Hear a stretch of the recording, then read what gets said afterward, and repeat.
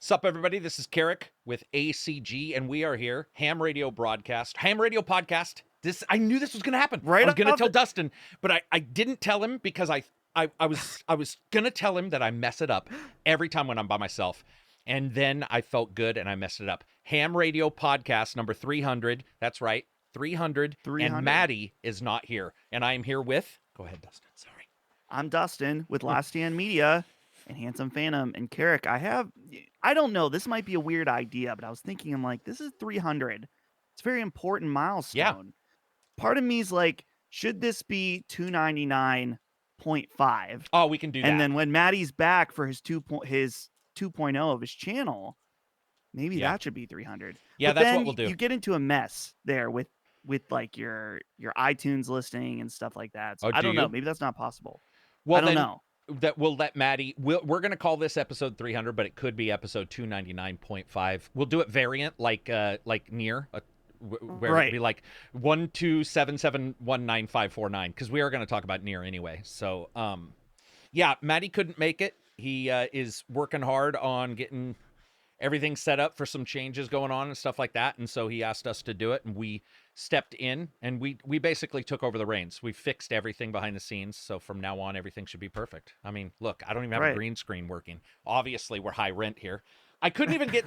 I was telling, like, these guys behind the scenes, I used 2 things to get the green screen to go away because I don't want a ton of lights, and so I need 2 programs, and it's Zoom is the other one, and we use Discord. Discord has not, as of yet, put in their own green screen filter, which sort of surprises me when you think about it, right?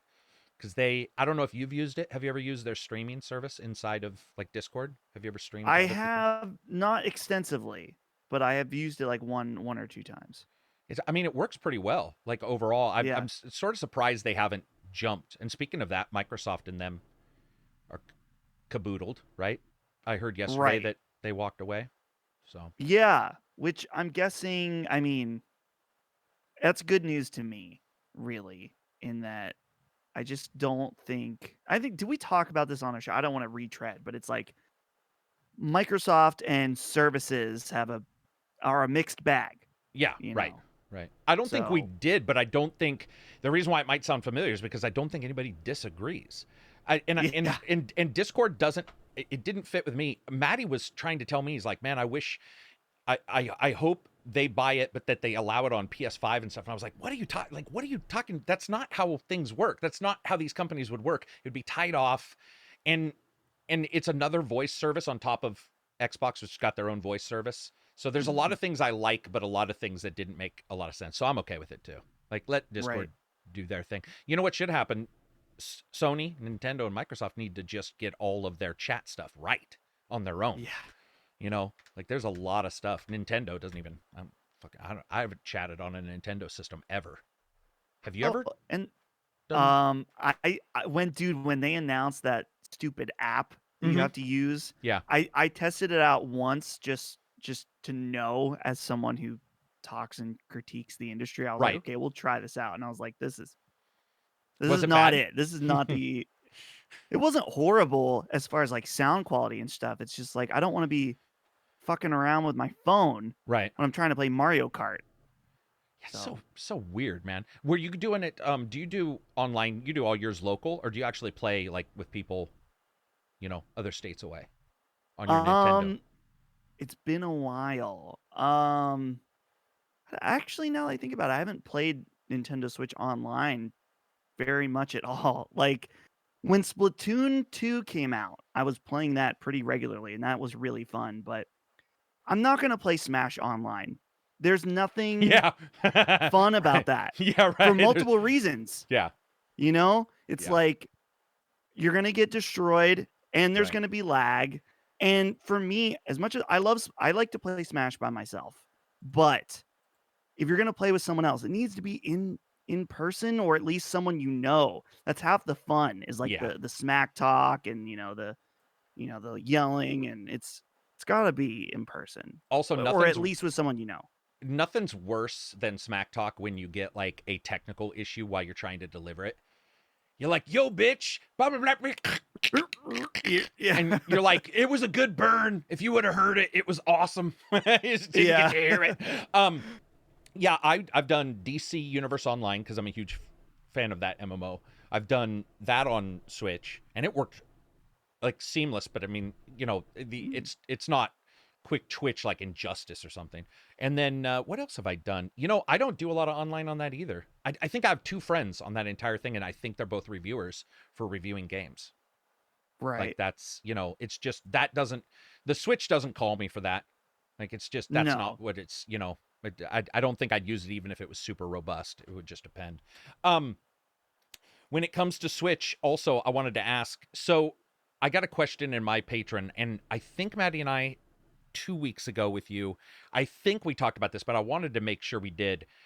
This had come up, and I want to ask Maddie's fans, and then you and I can talk about this. And I did not prep you for this question, but it popped in my mind. I want to ask it real quick. Okay. So I did a poll for MMOs, and my question was, what do you consider an MMO? 15 people plus who can all interact, 45 people plus, or 100 people plus, or one of those numbers with like guild support. And the reason why I asked this is because Outriders is one thing. Then you got No Man's Sky. They just added it where everybody can be. I don't know if you saw, but the expeditions, like everybody starts in the same. It's nuts. I want to check that out. Exactly. But it's like, what's an MMO? What is an MMO? And it's so soft that sometimes I'll hear somebody say this is an MMO, and I'll be like, oh, is it? Because like I'll call Fallout 76 an MMO, and somebody will correct me, and I'll be like, well, but I thought it was an MMO. I mean, so what do you like? Is there a number? Like if I said we're releasing an MMO and I was your boss and I was like, it has this many people, would you say that's not an MMO if it was under 45? I mean, like, what do you personally think is an MMO? Like, that is a great question. What it explains it to you? Just for a little context, how many players can be in one instance of Fallout 76? I don't know. I have no clue. I've never even played Fallout 76 other than like 2 hours. And I played it when it first came out, so. Sure. See, I don't know. Sometimes it's weird because I almost feel like there's a bit of a gradient in a way, because I remember when this was years ago, when I got the game Guild Wars. Yeah. I was disappointed in the first one because you could only interact with other random players when you were in towns. Mm-hmm. In order to play with other players out in the actual gameplay in the world, you had to party up with people, and I was like, this doesn't really have that MMO experience to me. The like quintessential MMO to me, this is not textbook definition, but is the open feeling of the world with other players. But now that I say that out loud, I'm like, well, to me, Destiny and Destiny 2 feel like MMOs in a way. But they're different. I mean, they're not like World of Warcraft or something like that.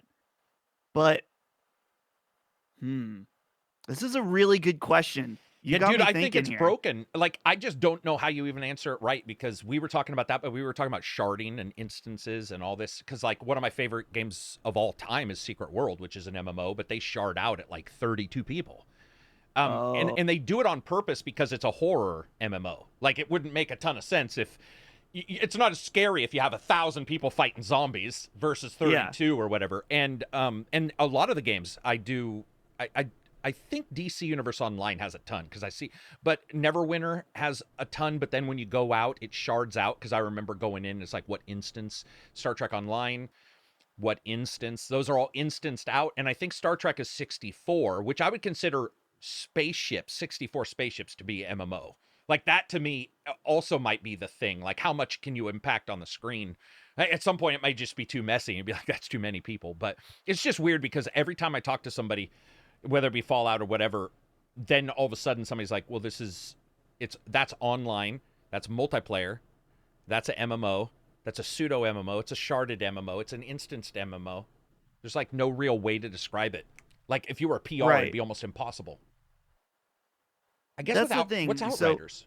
No, that's co-op, online co-op. Sorry. Yeah. I was going to say, because if we think about, massively multiplayer online, when you say massive that applies to? Does that imply the world? Does it imply the amount of players?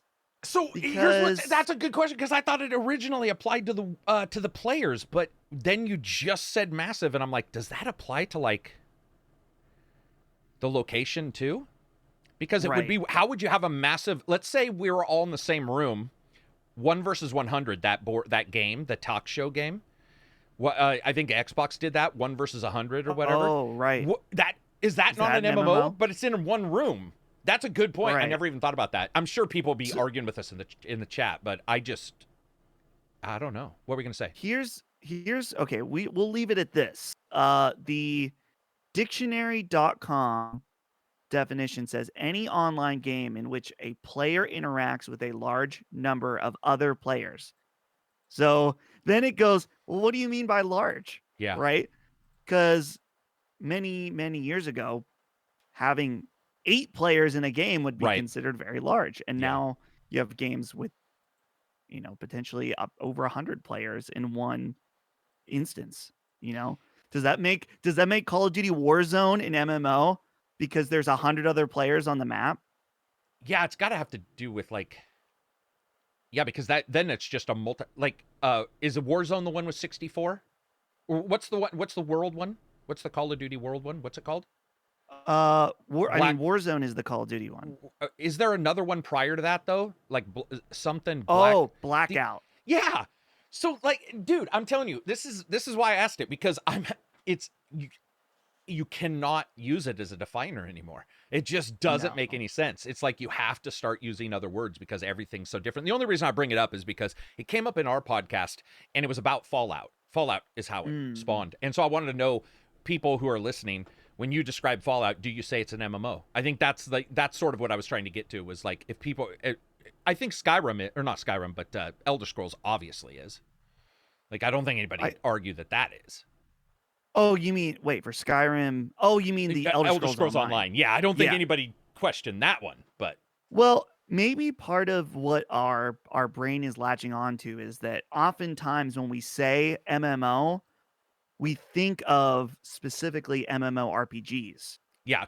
People say, oh, World of Warcraft, that's an MMO. It's like, well, that's actually MMORPG. You want to be very specific. Right. And that's kind of the layman. You just say it's an MMO. And so we tie that RPG, modifier to it instantly based on how these massively multiplayer online games started. So let's say Starfield has a multiplayer component. Oh. And you're in space, right?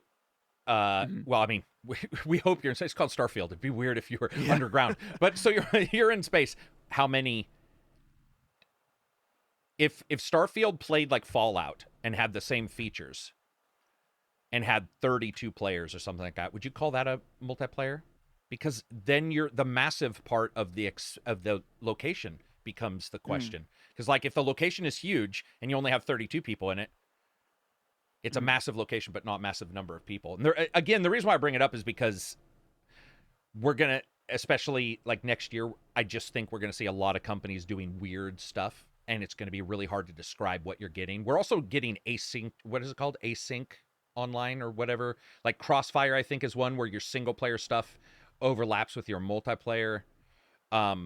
Locations will overlap where like you can be doing single player quests and you can see the multiplayer battles around you.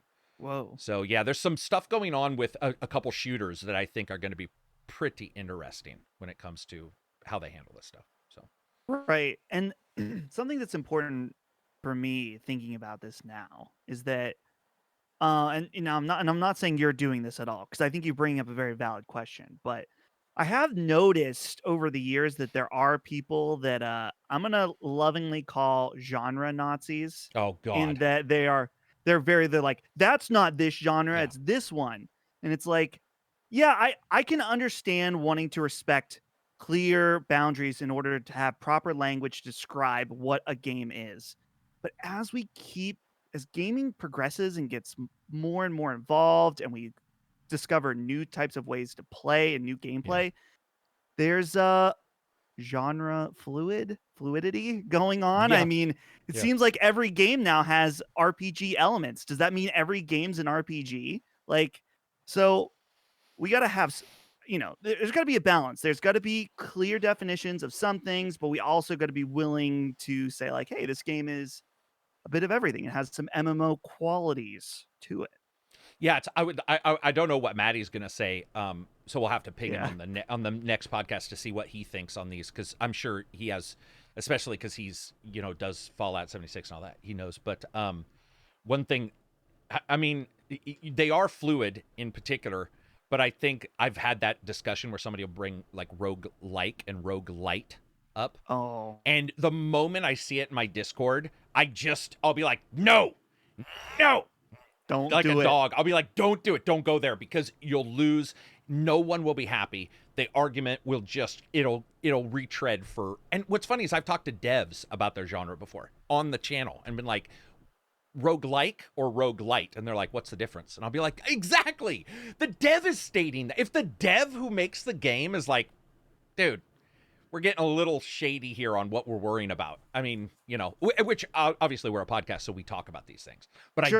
I do find it funny sometimes, like the way we try to differentiate stuff. So I want to see what people think. I think Grimblade is going to say by the way, Grim, I'm calling you out. He's going to have a very specific number. He's going to have very specific, requirements. I just feel like Grim is going to be the guy who says 100 full guild. By the way, I did a poll on my channel. This one, 78%. The option of 5, 78% of people chose it had to have a minimum of 100 all interactable with guild support. And I thought that was very high. I was quite surprised they chose that number. So, yeah. So anyway, we'll see. We already did the opening, right? Yeah, so pretty much. I mean, other than we didn't, how's your week been? You've been busy. I've been watching you. I support you on Patreon, so I get the emails. There was a lot of thank you. There was a lot of I didn't know that. Is your name on? Is your name? I think don't say your name out loud. I mean, if it's like a patron name, I just didn't see your name. I think I'm a pretty low tier. That doesn't matter. I would have still. I still usually. I don't care about that. Still. Well, if you're not at the 100 tier, but if we're not gaming together on Twitch streams, but yeah, it's so there was Replicant, which required a thought process to get through for various reasons, which we can talk about, and that was fun to do. But the review got messed up because I was doing Phoenix, and the codes came over the top of each other on a weekend, which normally I'm fine with that, but I wasn't expecting Phoenix to be as big as it was. And so that people understand what I'm talking about, Phoenix Rising, the Lost Gods DLC, and then also Replicant. And I gotta say, man, Phoenix Rising, that was awesome. Like, that was not what I mean, there were some issues with it, but it was not what I did. I never expected Ubisoft to be the company that went out and tried something completely not, like what you would expect. To change it to Diablo style gameplay was quite shocking, and it worked for the most part.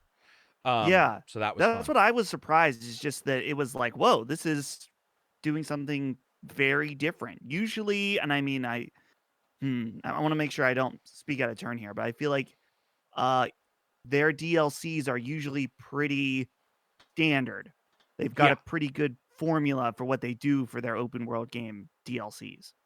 Yeah, no, I would agree with that. I think that, I mean, and even if they've done well, they've been pretty standard. Like, there might be a big cool place, but it's not like something surprising. So to see them say we're going to change up the entire viewpoint and stuff was a cool surprise to have, because the other one was not that. So you're right on that. The other DLC was just going to Asian inspired lands. So it was which I like that, but it wasn't a whole new anything, where this was like, we're going to make it so that your powers are different, your way of getting them is different, your the viewpoint is different. So that's what I was doing, was just playing those and playing NieR. And it's so weird to play those two, because I'm sure with Replicant versus Phoenix is all color and saccharine and sugary candy colors, and then you turn on Replicant and you're like, it's like two colors, green and brown. It's so weird. So you played Replicant. Give us your let's just jump into thoughts on Replicant, because let's do it. So you've got how long into this? About an hour, 2 hours? Probably an hour and a half. I am pretty early on, because I just got it today. Which, okay, I have to share this because I thought it was so funny.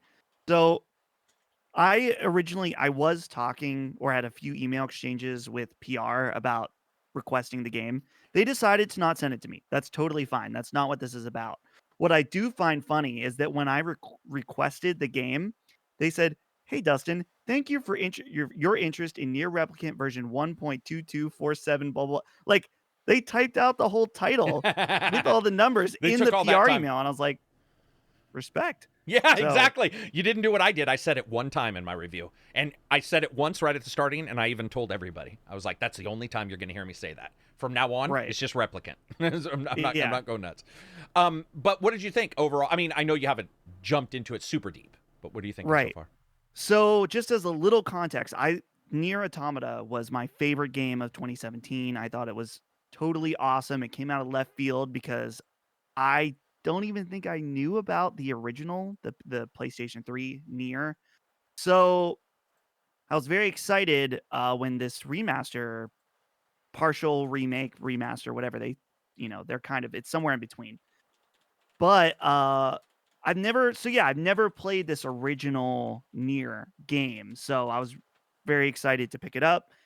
And I am liking what I'm playing so far. It has that NieR quality. It's got the awesome music. It's got a very I don't know really how to say it. It has just a very distinct NieR quality to it in its characters and its dialogue and the music and the visuals. It just is it's weird because it's in a genre that's filled with a lot of copy and paste cookie cutter stuff. And I think that when people see this game or just the NieR series in general, they're going to think like, oh, it's another action JRPG. But I think once you dive in, especially the themes of the game are very unique. But Karak, when I wanted to ask you, because I did not watch your review, did not watch anyone's reviews, and I'm fine talking about it now, of course. Like I'm not, I know you won't spoil anything for me or whatever, and I'm happy to hear your opinion. But my impression was that when NieR came out on PS3, which was the Gestalt version, right? Yeah. My impression is that people thought it was a really great story and had really great atmosphere, but the gameplay severely weighed it down in a lot of ways. And so my impression of this remake and remaster is that it takes what was, the biggest negative attractor of the original and makes it pretty good. Not necessarily amazing. It's not like a 10 out of 10 in the gameplay department, but it keeps the really good stuff, the story, the music, the atmosphere, blah, blah, blah. And it brings the combat up to a level that you don't have to say like, it's a good game, but the combat sucks. Is that an accurate impression? That's I would say that's completely accurate. And maybe that there's not as much combat as I would have liked. Oh. NieR Automata. Whenever I say NieR, I'm going to probably be talking about Automata or Automata, depending on who you're talking to. But that game in particular, I thought that there was enough combat. It was awesome. This one, it's more of an RPG, and you can tell its time frame is just slightly different, and it's not as in your face with thousands of battles. Like, I don't even know if there were thousands of battles. Maybe my brain is just remembering and thinking that there were because they were so out of control in that game. But it feels like there was more fighting than there is in this one. That's and the combat here is basic but more complex than it was. Right. And I'm assuming a lot of that, the strong combat emphasis in Automata would have been because of the platinum design and just learning from and just like taking it and learning from what we've got. Because a lot of the combat is basic. It's almost like playing a fighting game on an old gen system and then now or something. Where like punch and kick, they figured out in this one. And they figured out pauses, which I actually like in this game. It's not super complex. It's more about like what feels right for attacking. Where with NieR Automata, then you were doing awesome There's still awesome combos here. It's just not as flashy and over the top there. But it feels like a Gen 1 version of Automata, basically. Yeah. Which is fine with me. I mean, there's no issues there. One of the coolest characters ever, too. The book. Dude, I love it. Oh, I'm excited to know more. Well, the beginning of this game is a mind fuck, to put it it's definitely bluntly. unique. And I won't even say what happens at the very beginning, just because it's such a weird sequence of events. But yeah, I'm into this. I'm very excited to play it all and then think about it for months to come. It may spur on. I may have to play Automata again afterwards to kind of, connect the dots, because I know that they obviously can be played independently of one another, but I'm told that they do connect in some interesting and surprising ways. So I'm excited to make that connection. Technically, are you on the PC? No, which you brought that up to me before the show, is that I could have got it on PC, and obviously, like, PC is I shouldn't say usually. I don't even if we can say usually, but theoretically the PC version should always be the best place to play something if you've got the hardware to back it up. But based on the history of the series, or just we'll say Automata on PC, I was like, fuck no, not buying that on PC, because I do not trust Square Enix with any kind of port of this game, even if it's different developers. I was like, there's too much stink on NieR and PC right now, so I got it on PlayStation, and so apparently, the PC version, though, pretty rough. Well, I mean, there's always going to be somebody who says it's running perfect. So I want to say that some people listening won't have issues. But yeah, there's been some problems. It's an uncapped frame rate, but its physics appear to be connected to so its physics are coded to the FPS, which is normally okay as long as you can lock it somewhere. But this is not locked, which means shit gets weird. And you can lock it outside, of course. NVIDIA panel can, you can max out stuff, but it's just... I guess that's not available in the game, and that's even in my review, I was like, they don't have a good history, so make sure to watch your refund window, and be prepared that on PC you may, because even I had heard about it. It just got tiring. It was like, that's all people talk, not tiring towards the people complaining, but tired that it hadn't got fixed and that there were so many issues. So yeah, there's some issues with VSync and frame rate that I've been hearing about. Here's the thing, Karak, maybe you'd have more info about this. Is you see these bad PC ports, or even sometimes console ports, come out, you just think, how did this happen? Like, surely they knew about that there were problems, but did they just decide to not do anything? Like, thinking back, one of probably the most notorious example, Batman Arkham Knight. Yeah. They knew that was bad. They had to have known, but they released it anyway. And they paid the price, because that was a big, controversy at the time. I think they ended up... Did they give away anything for free for that? Like, I thought they removed it even from the start. I could be wrong. See, yeah, it's funny because you're right. Mine was reversed. Knight, I had no issues with. Strangely enough, and I had a very powerful system, so I brute forced some of it. But I mean, there was FPS issues, but it was completely playable. Where like a Cyberpunk, I had issues with from moment to from start to finish. And so you know how it is with bugs; you never quite know who's going to have the issue or not.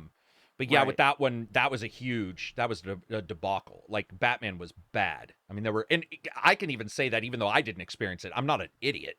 Like, you could tell it was bad. It was obvious that there were people who were running into egregious issues. I don't know if people don't know. I know QA does their best to, report, but then whoever the producer is has to say, to get it out, we got to make sure these three things are fixed and this fourth one will patch.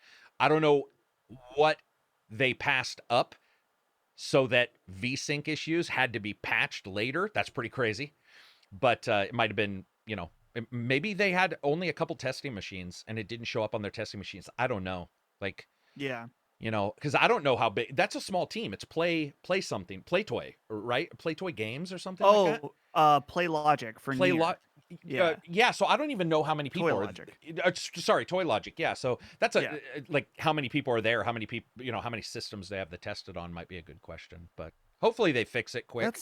I mean, you gotta wonder, like, I don't know, maybe it would be too expensive. I know the budgets are tight, but it's like, there needs to be dedicated like a third party that you can bring in and be like, okay, how good is this port on PC? Are we going to get flack for this? Like, we're going to pay you to make sure that when this goes out, we're having, every PC game is people are going to complain about it not working because of the nature of PCs. Yeah. And so, you know what was bad? I don't know. It's Microsoft paid to build they have an entire building on their facility. And I think they said 2,000 PC testing machines. And they still released State of Decay 2 in its original form, which admittedly I didn't have a ton of issues, but I could tell, it's obvious that there were some. I even had those, but I didn't have a ton. But there were enough people that even a company that big who does have their own testing facility, like, I don't know, man. Sometimes, I mean, I am not saying you can blame this stuff on something else, but I will say, look at what happened with Windows. We just got that alert now. NVIDIA's like, roll back your computers, like the Windows update is ruining FPS on all games. So it's like, how many? I'm not saying this is every NieR game, because somebody's going to be like, I don't have that driver.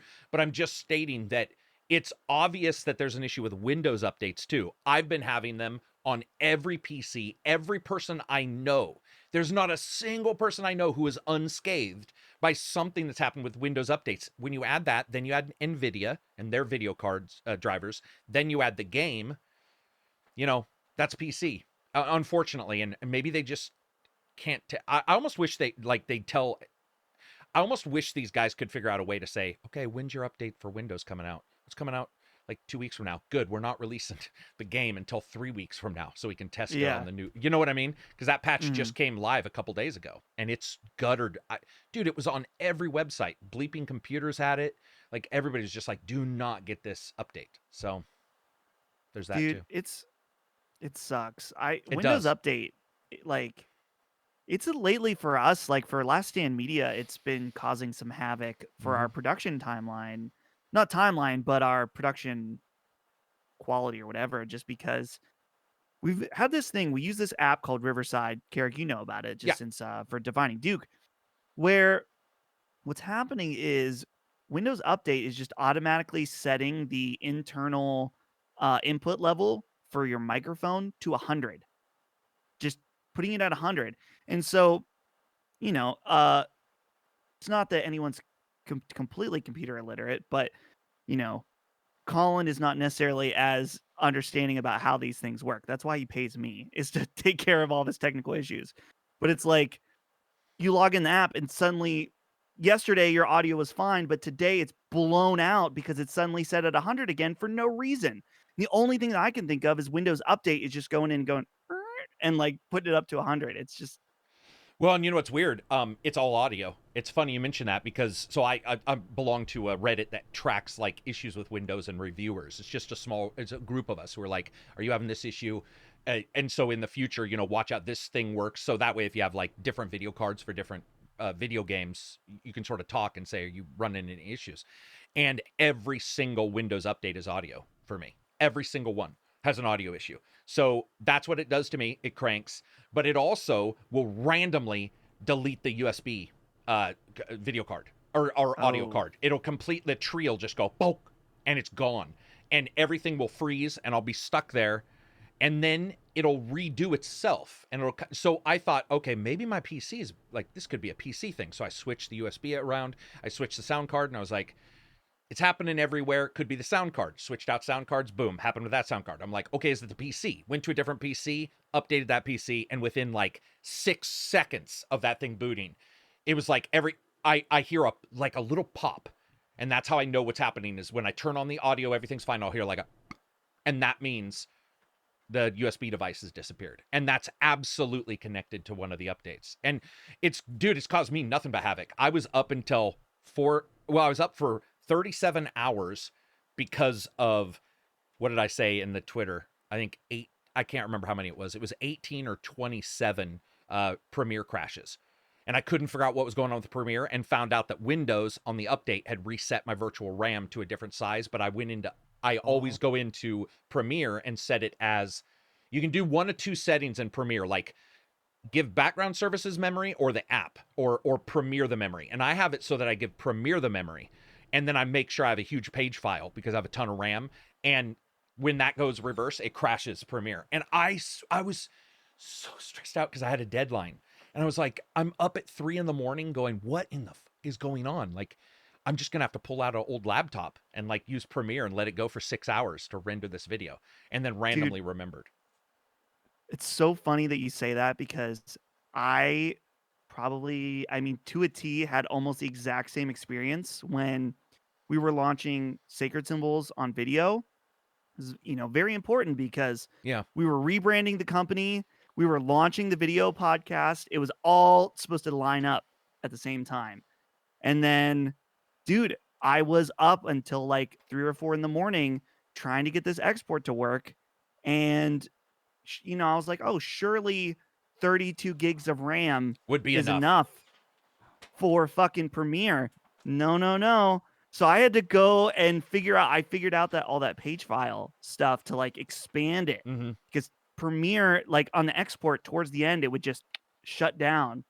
So, yeah, it's just, and this is the thing is I think that, like, obviously we sort of know what we're doing, but not all the time. Sort of. But yeah. It's like a gamer who buys NieR. That's why I was warning people about Steam. It's like, okay, buying it from, this is awesome. Digital storefronts have return policies and all that. But dude, it's a minefield. Even consoles we've seen, obviously with Cyberpunk and some other games, have issues, but PCs in particular, with all the video cards and 2080s, 3080s in particular, are causing all sorts of havoc with like VR and all this stuff. And Nvidia, Microsoft knows, and they're talking about it to the people inside of the Reddit for VR.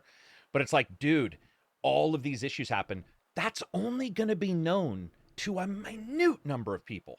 And that's one of the reasons why I just will say it on Twitter or something. I'll be like, hey, heads up to everybody. Because like some random dude buys NieR and they won't know how to even go into their panel. Why should they? And that's another thing. Like if somebody buys a PC that's pre-configured, because I help people buy PCs all the time. And I got to tell you, 99% of the time when I say it's pre-configured, I have to warn them. That means the hardware. That does not mean that every game will run, because I've had people be like, you said it was pre-configured and my game's getting 32 frames per second or blah, blah, blah. I'm like, dude, oh God. You know what I mean? And you have to explain to them all of these things. I feel bad for gamers, man, in that way, because you spend a lot of money, you want to get your nice stuff, or maybe you don't have a lot to spend, and you spend your last little bit of money on NieR, and suddenly VSync of all things doesn't work, which is like, by the way, the most basic fucking, like thing that should work. When it comes to NieR, dude, they do have their own feel. They remind me of Dragon's Dogma a little bit, but they're very solitary, very like lonely feeling, the NieR games. Like that's what something about them is like bleak, colorscape and overall feel. What have you fought that? I gotta say, I didn't like in Replicant. I'm not a big fan of the shades. I think they're sort of cheesy bad guy.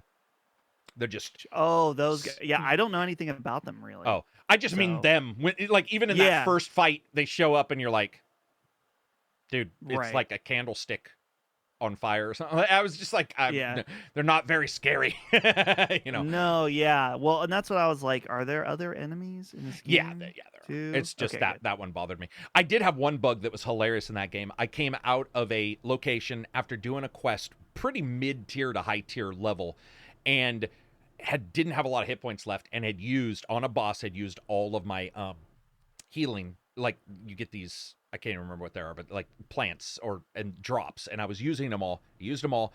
I come out and I forgot that there's this boar, and what this boar does is if it's near you, it charges towards you at like 8,000 miles an hour, and you have to dive, I think, twice out of the way, and then you can run and dive twice. And if you run far enough, they'll stop following you. I didn't even see him, man.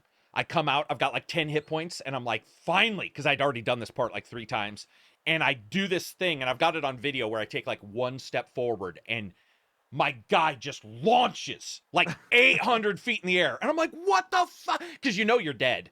You're either dead from that or from landing. And I was like, what the fuck? And then I look back, and the boar's like chasing me around. It was one of those. And he did it like 3 times. He had spawned there.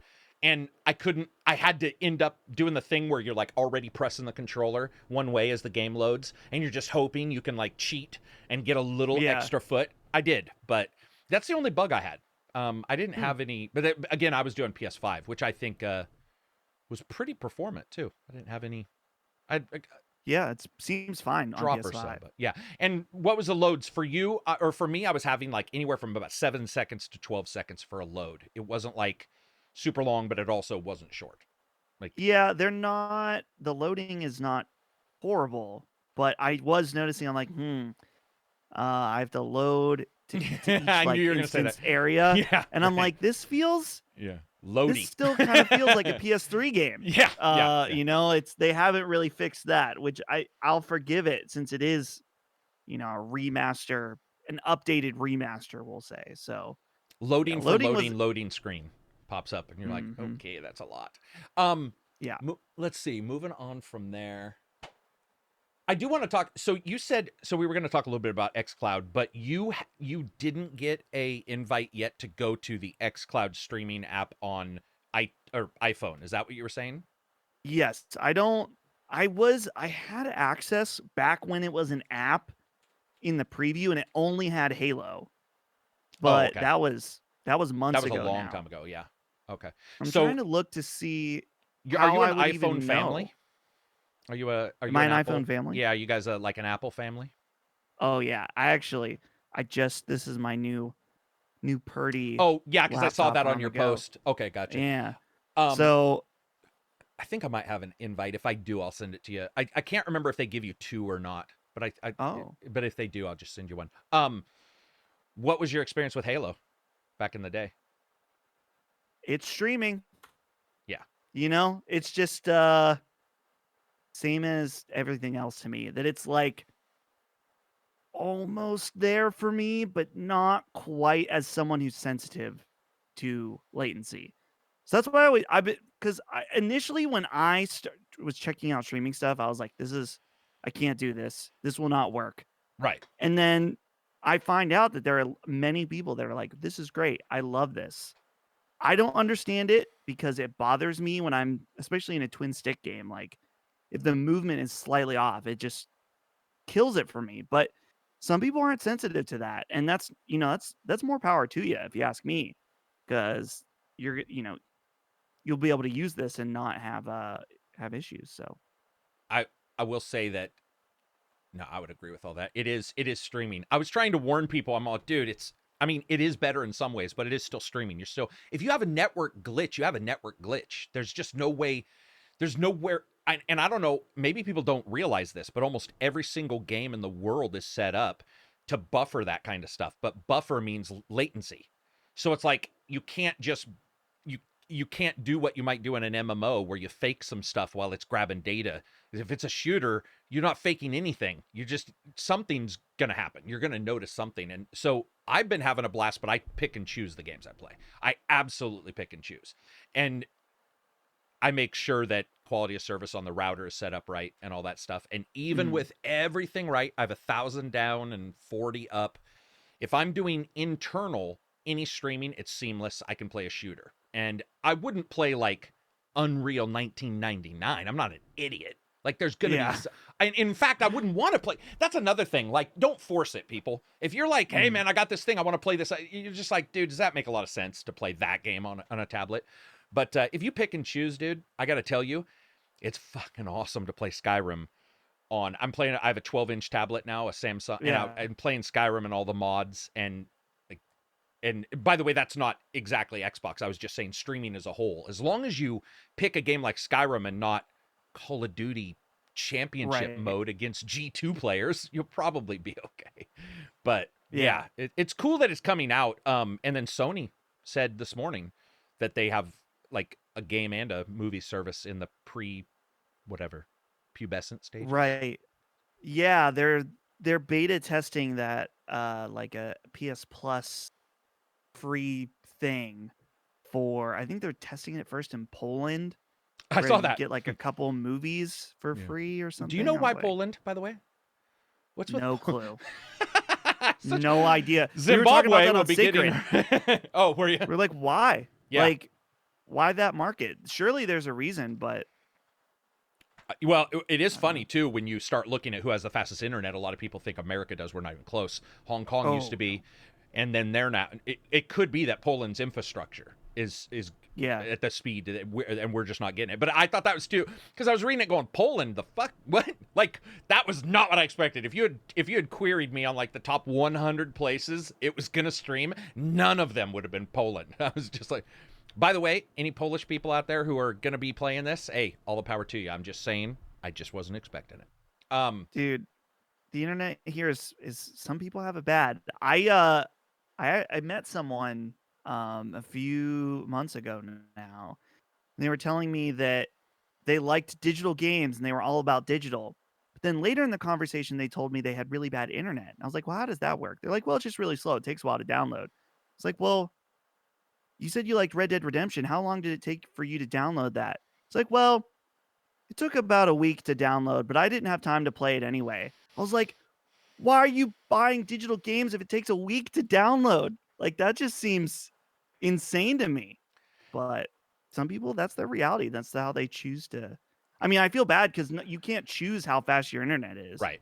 But you can choose how to buy your games. At that point, it might even be faster to go to a Starbucks. Yeah. Right? Or ask a friend if you can drive and park in front of their home. Or Starlink, which is awesome, by the way. I saw some guys testing Starlink, and I was like, I mean, again, I wouldn't be doing professional shooter, but dude, the tech for Starlink, it's probably going to kill us all because it's just going to cloud up the sky. We won't be able to launch a rocket. But at least for right now, it gives people internet who need it. There was a guy out in the middle of the woods, and he was like doing ping tests on this, and it was faster than most of my home internets have been up until now. Like it, pretty insane, man. Pretty insane tech. It's going to be cool to see where all this stuff goes. I'm excited. I think Sony's doing more of a make sure people don't think we're screwed type of comments. Like, we're doing something, which is fine. That happens. Just restore confidence, where people have lost it. I didn't lose it because it was like, obviously they're not doing anything. It is cool that they've announced that. They did say something about streaming 1080p games of some kind, and then people were asking, was it 720p they were streaming prior? So I don't know what's going on there. I'll look at the tweet later. But I think they're obviously cognizant of like what people's thoughts are, but I hope as a company they're not making any quick. Like, I would much rather have it, because I don't know if you saw, but Jim actually stated that he's still talking to Phil about, he said this morning in an interview, he's like, we are still talking to Microsoft about how to work together in a partnership. And he's like, it will still be our stuff. It's just, as Microsoft owns everything now when it comes to servers. It would be on the Azure server set. And he stated that clearly. He's like, we're still working with them. I'm just glad they're doing something, but I hope they don't force it. I would rather have Sony, like, I don't know what they can do that's unique, but I hope it's not, you can't copy Game Pass unless you don't have the money. No. So it's like, do something that's so, like, Days Gone and MMO. And by the way, I just randomly said that. I'm not even sure that's a good idea, but like Horizon Zero Dawn, co-op is something that, like, that wouldn't even really fit the Game Pass thing. Actually, now that's just an online game. I don't know. I'm just trying to think of what they could do that isn't just a copy of Game Pass. Yeah, it's difficult. They don't have the money. I mean, I feel like there's some easy things they could do that wouldn't necessarily be something that people actually use, but would be a good PR move. No, gotcha. Like what? The fact that they reversed their decision on the Vita and the PS3 store, probably, they're still going to shut them down eventually. It's inevitable. But it was the right call for that PR move right now to keep them open. Part of me is like, dude, I know the PS3 is, the emulation is. I knew where you're going with this one. Dude, people are always like, well, why can't PS5 run PS3? I'm like, I just don't know about coding. I don't know about system architectures. To my understanding, though, that getting to emulate the PS3 on the PS5 is a large task, not an easy one, especially we consider compatibility with all the different games and stuff. Yeah. I just don't think that's happening. You know what would be easy, though? PS1 and PS2. Yeah. You know what I mean? Like, figure out a way to either release some PS1 like greatest hits. Do what you did on the PS3 and just do it on the PS5, and people be like, "Wow, great!" and maybe they wouldn't even buy it, but it would be a positive PR thing for them. Like, that's always the thing with backwards compatibility, is that Sony, was it Sony, or I don't know, maybe it was a different company that was like, well, we've got the stats from when we did backwards compatibility, and we found that people didn't even really use it. Jim himself said that. Right. Which I don't know. I mean, part of me is like, they would have the data that shows that. But, it's one of those things that I think that people like the peace of mind knowing they have access to that, even if they only, some people use it all the time. Some people may pop in, a not Guitar Hero, or something, some kind of old like game every once a year or something, and then play that. So I don't know. They got to figure out some easy wins, and I think that they already did that this week with the Vita. Which, by the way, I just got a new Vita. How much do those cost? So I had a fan of Sacred Symbols that lives in Japan heard that I mentioned in the show. I was like, I wish I had a blue Vita, and he helped me get this. Now he didn't pay for it or anything. Like I gave him the money. I paid for the shipping, but he was able to get this in Japan used for $120. Oh, cool. Which right now on eBay or whatever, even used, this would be a lot more than that. So there's something about, like, I have this one too, the OLED Vita, but this blue one is so pretty that I felt like I wanted to have it before it got too rare. So. They do shells over there, and they just don't do them here, or didn't do them here. Is that what was? Is that like a Japan only shell?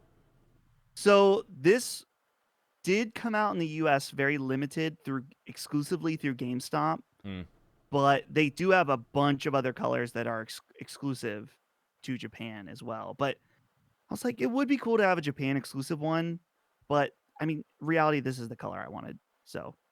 No worries about there's no region stuff, Japan, US? No. Yeah, there's no region stuff that I'm aware of. And like, I have it set up as a US. It cool. Logged into my PlayStation account. I downloaded games. Awesome. The only thing that's interesting is Japan, their like enter button is circle and not X. Yeah. Or cross. Yeah. And so on all the system menus, you have to press circle on this Japan. Not in game, but just in the system menu. Okay. Yeah. Okay. In game, that would have been a buzzkill in games, because that actually confuses the hell out of me. Nintendo already does, because they reverse those. But I was going to say about the sampling and Jim and the backwards. I agree completely with what he was saying, but I think if you sample like 100 people who are on fire, they're all burning. And I think what happened was he probably sampled post backwards compatible chip. And if you query people who have a software compatible version of backwards compatibility, there's a much higher chance people aren't going to use it, because number one, it actually doesn't cover all your games, which is what happened with the PlayStation 3 when they dropped the chip. It's also what happened to Xbox, because they use software compatibility for their backwards compatibility. And there were some games I wanted that wouldn't run. So I'm wondering if maybe it was just the timing of the data. It's like, maybe it wasn't a big deal at that time because the people who wanted it had the chip version. They were doing their thing. And maybe the other people didn't want the software version. I don't know. I don't think he's going to make that decision lightly. That doesn't make sense. But I do think it was a dumb thing to say, because I will tell you this. If you're on a sinking ship, it doesn't mean all ships sink. And I just have this feeling that, like, whatever he said and whatever they were thinking, they should have asked more people, because all of us were like, no, backwards compatibility matters. Like, nobody was, dude, it's why PC exists. Let's be honest. PC exists. Half of the reason why most of us have PC isn't just to play the new games. Half of the time, the new games aren't worth playing because they're buggy. But playing older games, cranking them up, being able to have all that power, do all those things, play the old games that you used to have, and mods are a big deal. I think it was a weird thing for him to say, right. Maybe it was lost in translation too. And I don't mean translation like true, but I mean, maybe in that discussion, whatever was said didn't, it didn't it didn't translate right, because even I stuck on that when he said it. I was like, dude, what the fuck's this guy talking about? Like, and I'm not a person who's like, oh, because I believe it, it's for sure true. It's like you could tell just by the zeitgeist. You were like, backwards compatibility seems to have mattered more now. Maybe people got used to it too. Maybe back then they weren't accustomed to it. Now with everything online, they're like, if I'm online, why can't I do backwards? Maybe that's it, is that all these features came and they're like, well, then why do we do these three and not this fourth one? Like, at some point we need to do them all. But yeah, hopefully, I mean, I'm excited for whatever they do. Dude, they've got some awesome games. And it's like people, I mean, I know I'm on an Xbox podcast, but it's like, I'm always telling Maddie, I'm like, dude, they make some of the greatest games on the planet. You would want them to continue doing well and making their things. That's sort of what you're hoping, is that everybody, in fact, I would like every game to be on everything. It's never going to happen. But no, of course not. I mean, that's just not how it's the not how it works. Yeah, but it's going to be exciting to see. Go ahead. I was going to say, good transition here is that you're able to talk about a very special game coming out on PlayStation 5 pretty soon here. Well, I can talk about it a little bit. Are we talking about Returnal? A little bit. Yes. Yeah, so you know how some NDAs in the world will state you can't even talk about the NDA? Yeah. I can't remember on this one. So I'm just going to say, I do know you can talk up to like level 2, but there's some things I don't know what you're even supposed to talk about because it's not in front of me. It could be, but I'm not going to open it up. I'll just say, I see people saying like, there's no way a house is house marquee, right? There's no way a house mark. Sorry. There's no way they could be worth 70. First of all, I don't know what that means, and that doesn't exist in my universe. If a game is worth 70, it's worth 70. That's just the way it is. If it's not, it's not. That's how I'm going to review it. I don't see holding them accountable for doing older style games versus this one, which has a ton of stuff going on and is a completely dissimilar game in many ways, as being like a cost thing. And I've seen way too many discussions around this and cost. And dude, I don't know. I feel like we'll have to see what people think, but Sony's got a bit of a hole to dig out of that I don't know how they're going to dig out of it, because their price is set at that price for all these games now. And I brought it up with NieR Automata or NieR Replicant. It was $59.99, I think. Yeah. And I was like, man, that's really close to me saying you should hold off, because they didn't do great on the graphics. There were some issues here and there. And I was like, it's still a buy, but you know, maybe that's a pretty high price. I don't know how this is going to hit in that avenue, but I think pure gameplay fans probably don't have anything to worry about, because those guys know what a good company can make a shit game. We just saw that with Cyberpunk. I'm just saying that, like, overall, you can see what's going on. They're showing stuff. This isn't hidden E3 trailers. People, dude, there's like 8,000 hours of it on Twitch right now, you know, because people are streaming it. Co-streamed it. Multiple other people. So it's, I mean, I think what people are hoping it will be is probably what it is, which is just their version of a shooter, but in a third-person format. Right. Yeah. I think the things that, I mean, particularly from the review, which I didn't even read many of the previews. The most I got was some tweets of people saying like, I really like this. Yeah. Is that, for me, the graphics are good. The frame rate is good. It feels like very much that it's like, hey, this is very much a PS5 game. You know, it doesn't feel like some kind of half step early gen game. And also a lot of people talking about the DualSense being pretty cool. Specifically, John Linneman over at Digital Foundry described it as like a GameCube controller, in that like the initial press down is like a fire, and then when you push it all the way down, there's like a secondary fire. It's kind of like that GameCube click, which is cool. I like that idea. I mean,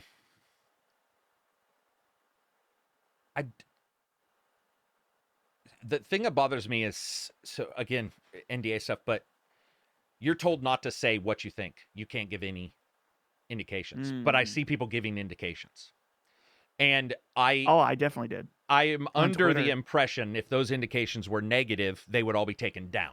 This is just me thinking outside the, like, and so this is what we've seen with a lot of games, by the way, where you'll see, and we'll talk about it later, you'll see an NDA and they'll be like, please don't give any indication of your thoughts. You can stream, blah, blah, blah. And people will be like, this is great. Company's never going to remove that. Never. They'll never remove that. And I think the ones you hear talking are the ones who are going to say that, and the ones that might have issues probably won't say anything until the reviews come out. I, by the way, want to make sure everybody's listening to me. I am not hinting that there are issues. I am just stating that that is the way it will probably work if somebody does. Somebody out there hates it, I bet you. That's the way, right? I'm just because of reviewers. There's somebody out there who's going to be like, worst game ever. Right. Of course, always. Now, Karak, here's something I just saw come up. You cannot confirm or deny this, so you're just going to have to sit here blankly while I read this, because you're under NDA. I'm not. Returnal review embargo ends April 29th at 8 a.m. Eastern Standard Time. So, according to opencritic.com. So I'm guessing that that's the case. Karak is going to say nothing since he's under NDA. He can't comment on that, but that's apparently what it is. And I will point people to my Twitter a couple days ago that stated in the next couple months, be aware that game review timing has nothing to do with the quality of the game. Right. And until people hammer that in, they're going to continually be proven wrong. It can be day and date. It can be a week early. I had Days Gone a week or 2 or 3 weeks early, and I think the reviews dropped a week early. Days Gone, State of Decay, both of those. There was a couple that were bad where you got to do the review a week early. It didn't matter. Right. So, I don't know. Be interesting to see. Does it look like something that you are a fan of? Like, does that kind of shooting, is that your thing? Yeah. Well, I love Housemarque as a developer. Yeah. I loved Resogun, fantastic. And also Nex Machina was really, really great. Very and so good. And you know, Sacred fans will have heard me say that I have been somewhat apprehensive about this game in that, you know, I'm not speaking to the pricing, but just in the fact that we have Housemarque, which is primarily a studio that makes smaller download games. That makes sense. Yeah. You know, and now they're making a big AAA game. That's a bit of a leap. We are seeing an increased price for that. And for a while, not anymore. Sony was not even really saying what the game really was or how it. So that's why I was like, I want this game to be awesome, but I don't really know. So right now I feel like I have a better idea. I could watch the Twitch gameplay and find out exactly what the game is. But at this point, it's like I'm gonna buy it. And I mean, partially part of that is because I am, you know, being on a PlayStation podcast. It's like you gotta buy it and play the PlayStation games. Well, dude, I'm a firm believer that like that just came up in the last Defining Duke, where I was like, dude, I have to get PlayStation and Sony, even if I didn't already buy their games, because I think they've won Game of the Year the last like 3 years.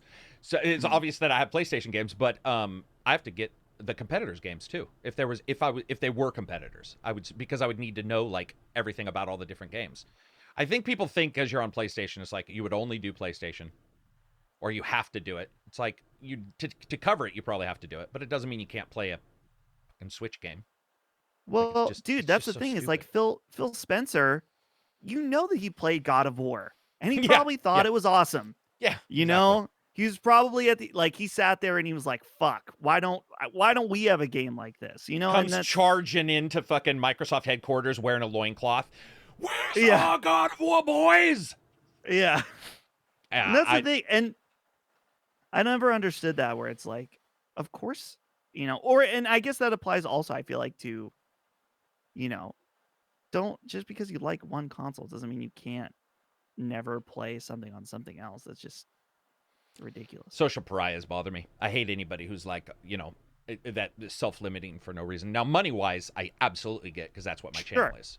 So I definitely get, you know, cost. That's why I think streaming is cool for some people, because maybe some of their games don't need to be super quick twitch and they can stream some of them, which would be cool too. I think that the unfortunate part is that there's a self-limiting and then there's money limiting.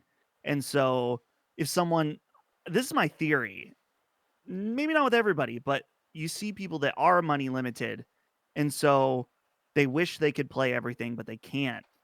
So in order to cope with that, they just lean into the things they do have and be like, well, what I already have is the best. Yeah. And there's no way what I don't have could potentially be better. Because that would, Yeah, that would fuck up with your brain, right? Yeah. Yeah, I mean, all of this stuff is going to come to a head this year too, because as Matty stated, he's under the belief, and I'll just talk third person through him, but he's been very open. He's under the belief that like Microsoft and Switch are doing, Game Pass or whatever on the Switch. You have all these things that are changing, but we've already seen the stuff. I mean, Microsoft and Apple have hated each other for 20 odd years, and Microsoft fought to get onto like iPhone. If anybody doesn't think that the entire game has changed, you should just look at that and be like, yeah, the entire game has changed. Everything has changed. Literally everything has changed. This year is going to be crazy. Like at the end of this year, and I tweeted it and I was like, mark my words, people will look back on this year and go, fuck. Like that's insanity, especially if you've lived through one or two gens. If you lived through like one or two and you saw the defining lines, I think a lot of people are going to be shocked at like where the lines are drawn, how they're drawn, what you can get. Like you said, with exclusives, are they timed? Are they not timed? What do you get? What I hope is we don't get any more like Assassin's Creed Red COD pieces as the exclusive. Like those kind of things. Man, dude, there's nothing I hate worse than that. Yes, it sucks. It sounds so weird, and I'm not saying I want companies to do this, but I almost would rather have it be a substantial thing. Because when it's not substantial, I'm like, do you think I'm an idiot? Right. Right. You know what I mean? Where it's just like, why would you ever think that would make my purchase decision as a red cape? I remember Assassin's Creed, didn't they get a GameStop cloak? Or wasn't there something from GameStop? If you bought Assassin's Creed, I thought you got stuff from GameStop. Or maybe it was Batman. Yes, there were exclusive skins for Batman from GameStop, of all things. Like that kind of stuff.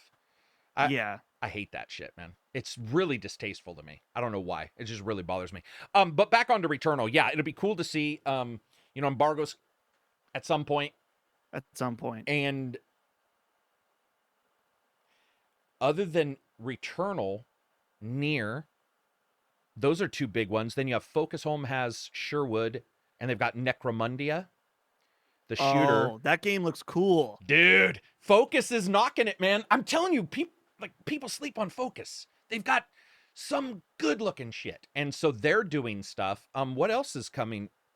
Because I was asked like what this year's release looks like, and I'm like, I'm actually pretty happy with it. I mean, there's no huge triple. Well, there might be a couple huge AAAs, but you know what I mean. There's no. It doesn't feel like a big. Doesn't feel like a repeat of a big year that we've had in the past. But I think there's a lot of games. Focus being one of them has 2 or 3 that look really cool.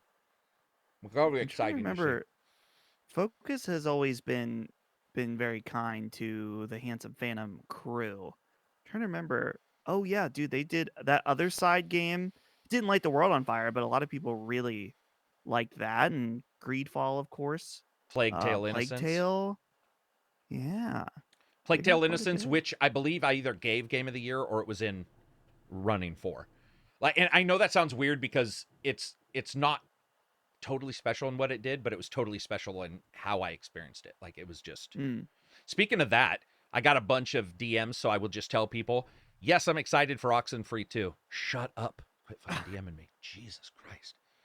It's like, I don't even know what it'll be. No one does. But people are like, oh my God. I don't get that tight over a possible sequel. I want to see what it's going to be. But yeah, I'm excited for Oxenfree 2. I don't know. Did you ever play Oxenfree?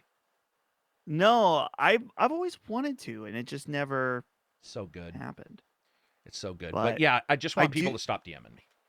What were you going to say?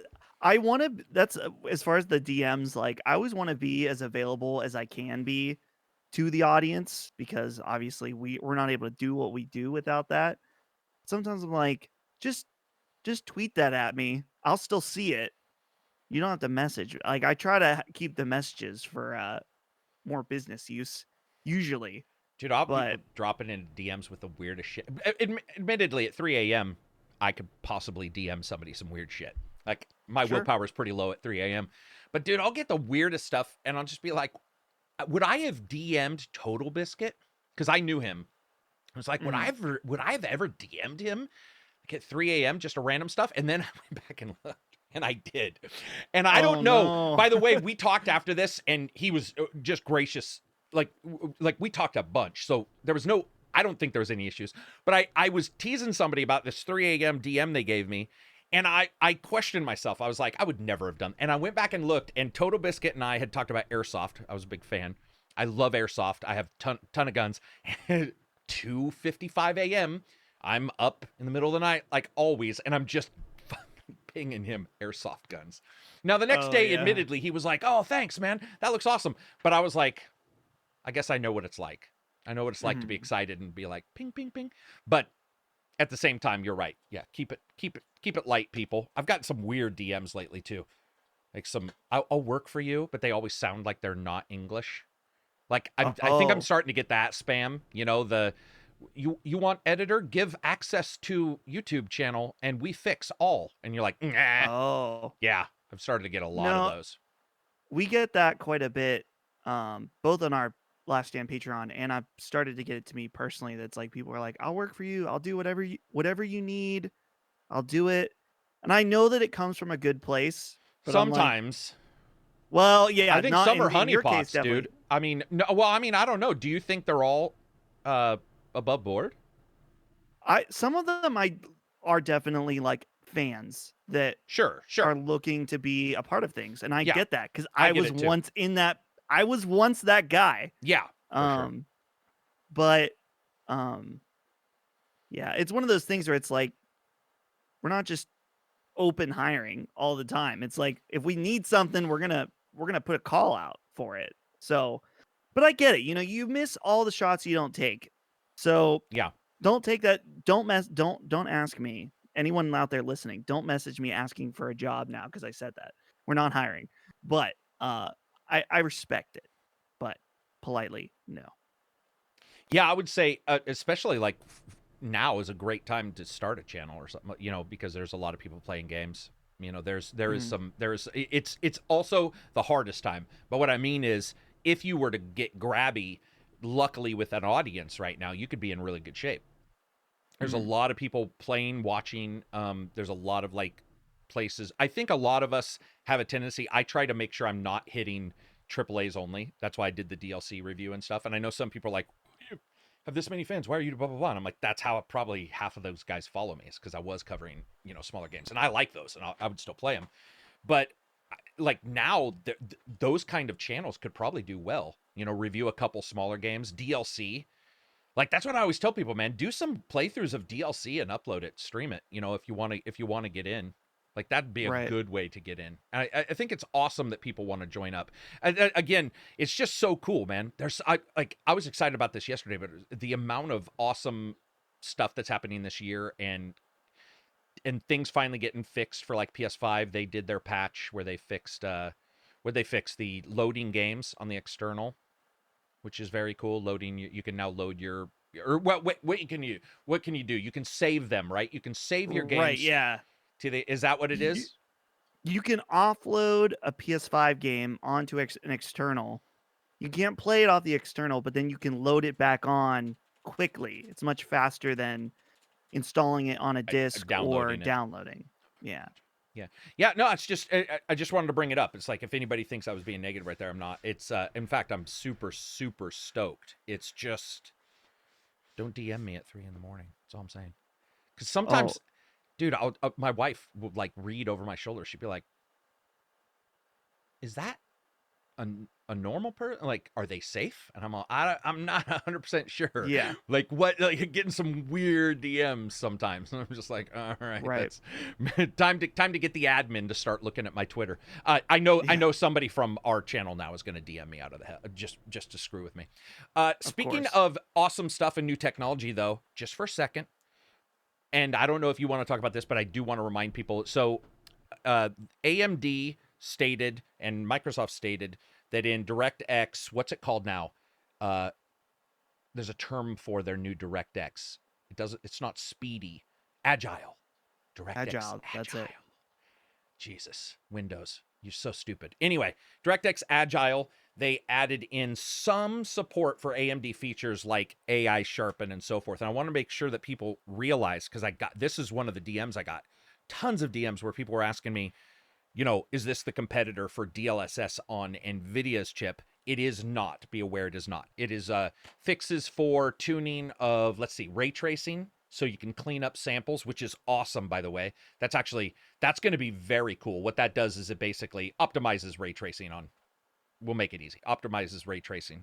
And then one or two other things, and I think they stated their competitor to DLSS, we can call it a competitor, will be out this fall. So that'll be cool to see both and I'm assuming they're both, I don't know. Microsoft has some stuff on the Xbox that is definitely different than the PS5. We know with variable shaders are not on the PS5. They're doing a different route. So maybe they're doing something else here. But we know for a fact Microsoft will be getting it in fall. And that's awesome to me. I've used the AMD. I did not think it was that good. It's actually pretty sweet. So I love that tech. Do you use DLSS? Oh, yeah. Dude. And it's great. It wasn't great at first, but now it is. No, you mean glaucoma vision? The first time when it should have just been called 0.0 version. It was like, I don't know why anybody would have used it. It made everything look smeared and worse. But man, now I'm trying to think of the best implementation. It is shocking. I mean, the amount of performance that you actually get back. I think Legion, I got some good performance from. Did Cyberpunk use DLSS? I used DLSS. Yep. Oh, yeah, because it had the benchmark. Yeah, big difference there. Mm-hmm. Yeah, so if anybody wants to know about DLSS, you can look it up, unless you want to say anything about it.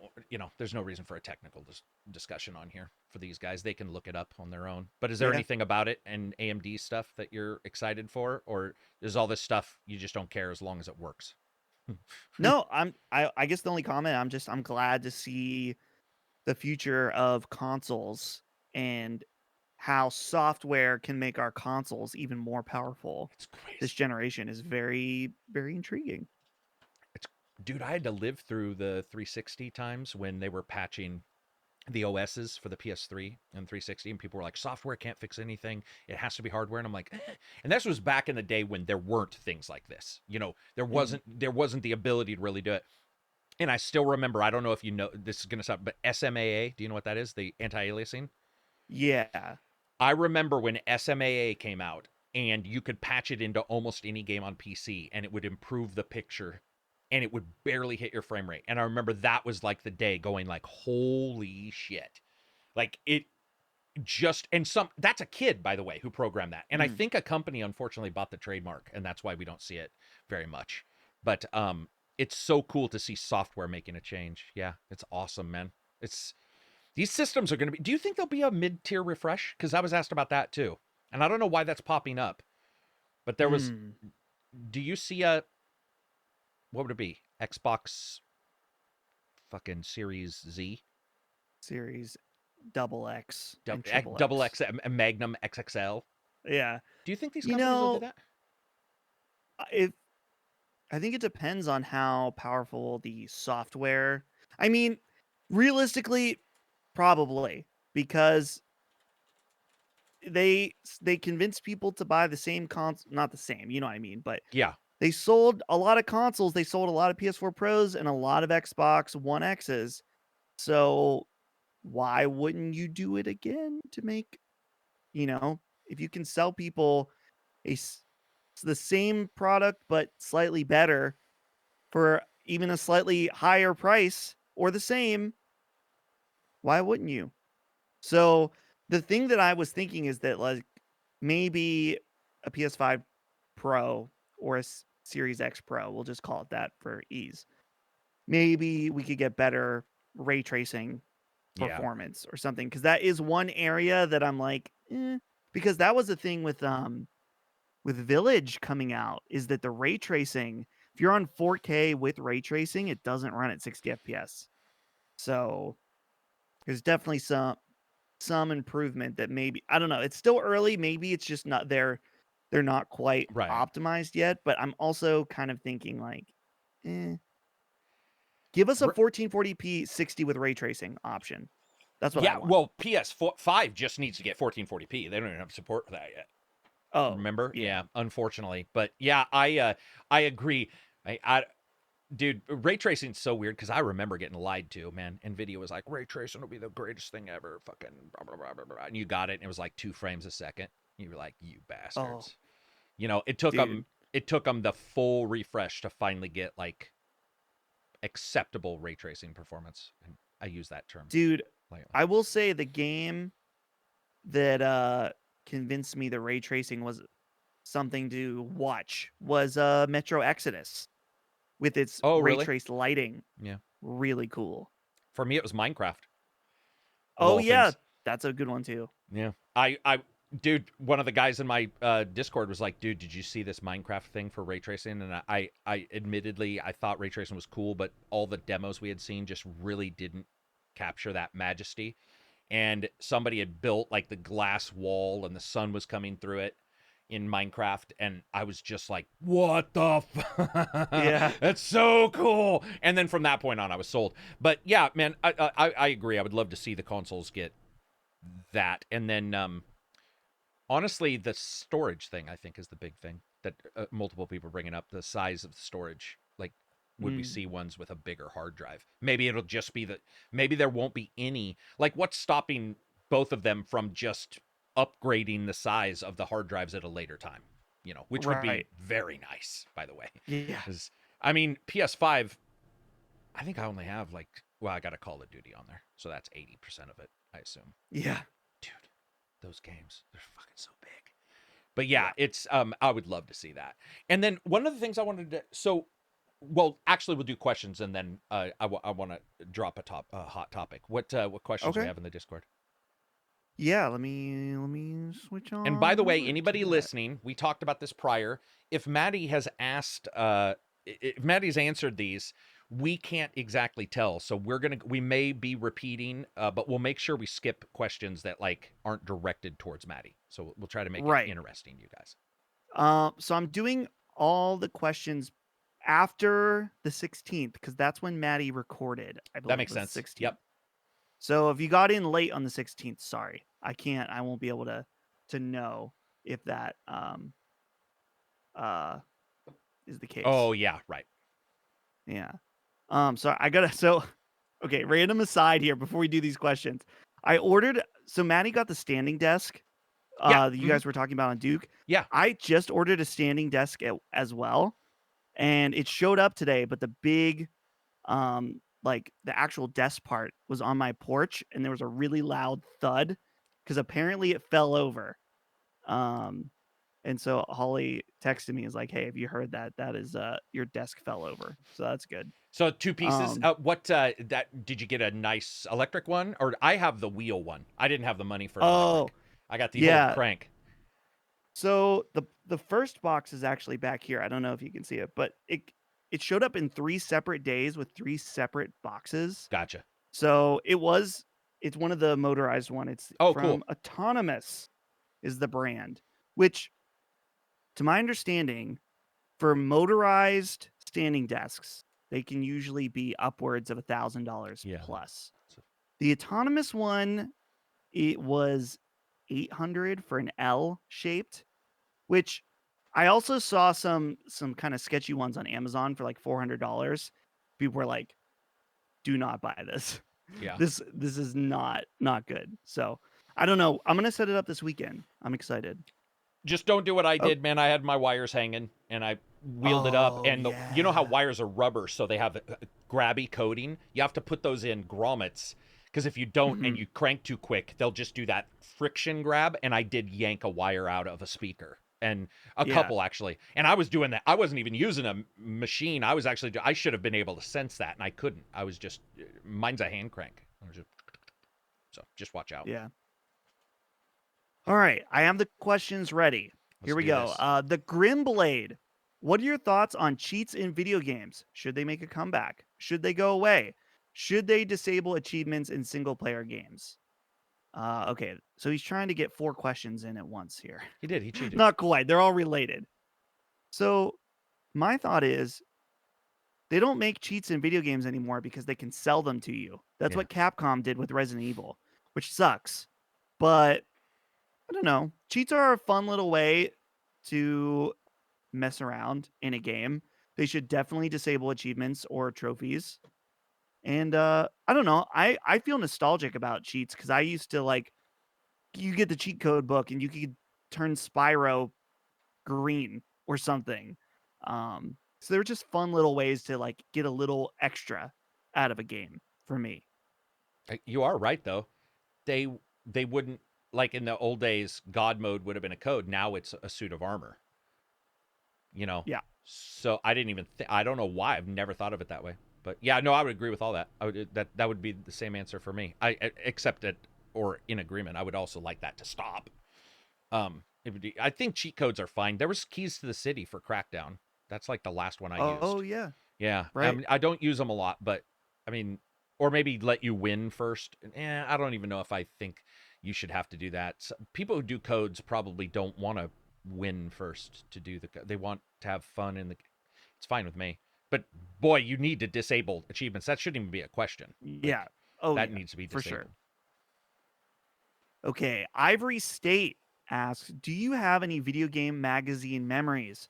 Personally, I remember my mom buying me the official Xbox magazine every month and amassing a large collection of demo discs, which was a huge portion of my gaming experience as a child. So, Karak, how do you feel about gaming magazines? Yeah, one of my first girlfriends bought me Next Generation magazine, a subscription. I remember that was nice of her because they were expensive. They were like the premier mag, where they had the almost thick textured cover. All I remember, the best memory I ever had was seeing Oblivion in the Xbox magazine, and totally fake, by the way, now, but it showed lush grass, for miles, ultimate draw distance, because it was just a picture. It wasn't the game running at 1 frame per second, which is what it would have ran at. But I remember they were like, these are Xbox shots, and seeing Oblivion and just being like, oh my God, this is going to be, and I remember being really like a kid right then, and like, this is going to be so fun. For me, my memory, I mean, I grew up with Game Informer for the most part, just because that was something that like you buy a game and every once in a while my dad would like, I didn't always have it, but sometimes like he would buy me a game for a birthday and they'd offer the subscription. He's like, I'll throw that on. So then I have Game Informer for a year or whatever. But I remember very distinctly seeing an ad for the first Kingdom Hearts in Game Informer. And I actually was like bought the game because I thought the ad looked interesting. I was like, whoa, Final Fantasy, Disney stuff. Not that I'm like a big Disney fan, but it was just such an interesting idea. Combination and stuff. Yeah. Yeah. So that's the one for me. Okay, here's a bonus question. We'll do this one quick. What is your favorite game that came with a system when you bought it? Mine would have to be Halo Master Chief Collection when I bought my Xbox One Master Chief Collection Edition. I'm going to have to say Wii Sports, like right off the bat. So many hours on Wii Sports. That was a tremendous pack-in game. For mine to be Sega Master System, it didn't have a pack-in. It had a game programmed on the ROM, and it was a test of the developer that no one thought it would be possible. And he was like, I'll program and it was a snail in a maze. That was it. But if you, back then, it was unheard of because you could turn it on without a game in it and it would do something, which just wasn't a thing at the time.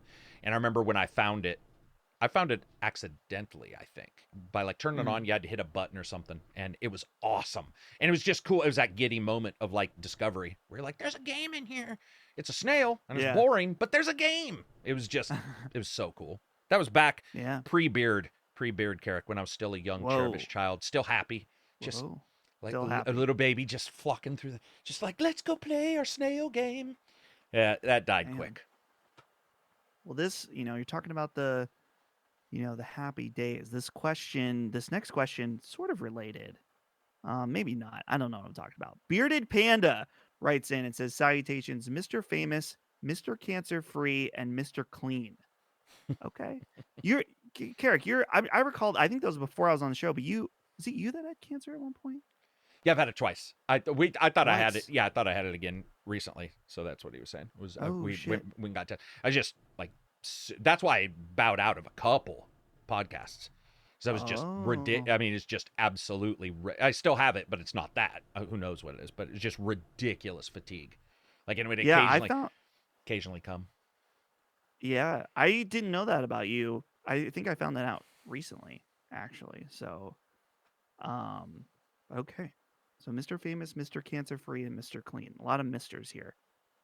I don't know who Mr. Clean is and who Mr. Famous is, though, for Maddie and I. Is Maddie Mr. Clean? So Maddie would be Mr. Famous. Maddie would probably be Mr. Famous because of the leaks, right? Oh, yeah. Because I called attention to the fact that he had talked about the KOTOR thing like 9 months. I was so mad. Yeah. I was so mad. I was DMing him. I'm like, what the fuck? It doesn't matter. It wasn't even anybody's fault. It was just, it was so dumb. That might be what it is, but I don't know why you would. Oh, I know.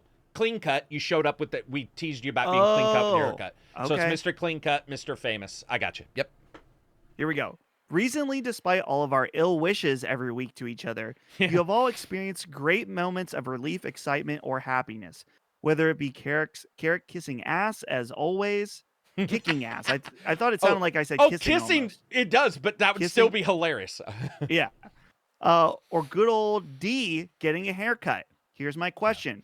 What are the little things in your life that get you through the normal, but especially the tough days? For me, it's coming home from work and hearing my 2 little ones yell daddy and running over the door to meet me. No matter how shitty the day has been, it resets my mood to at least neutral. As always, I hope tomorrow you get a full night's rest, but always get the warmer side of the pillow. So he's a good person. He's been around a long time. Nothing. I'm not like that.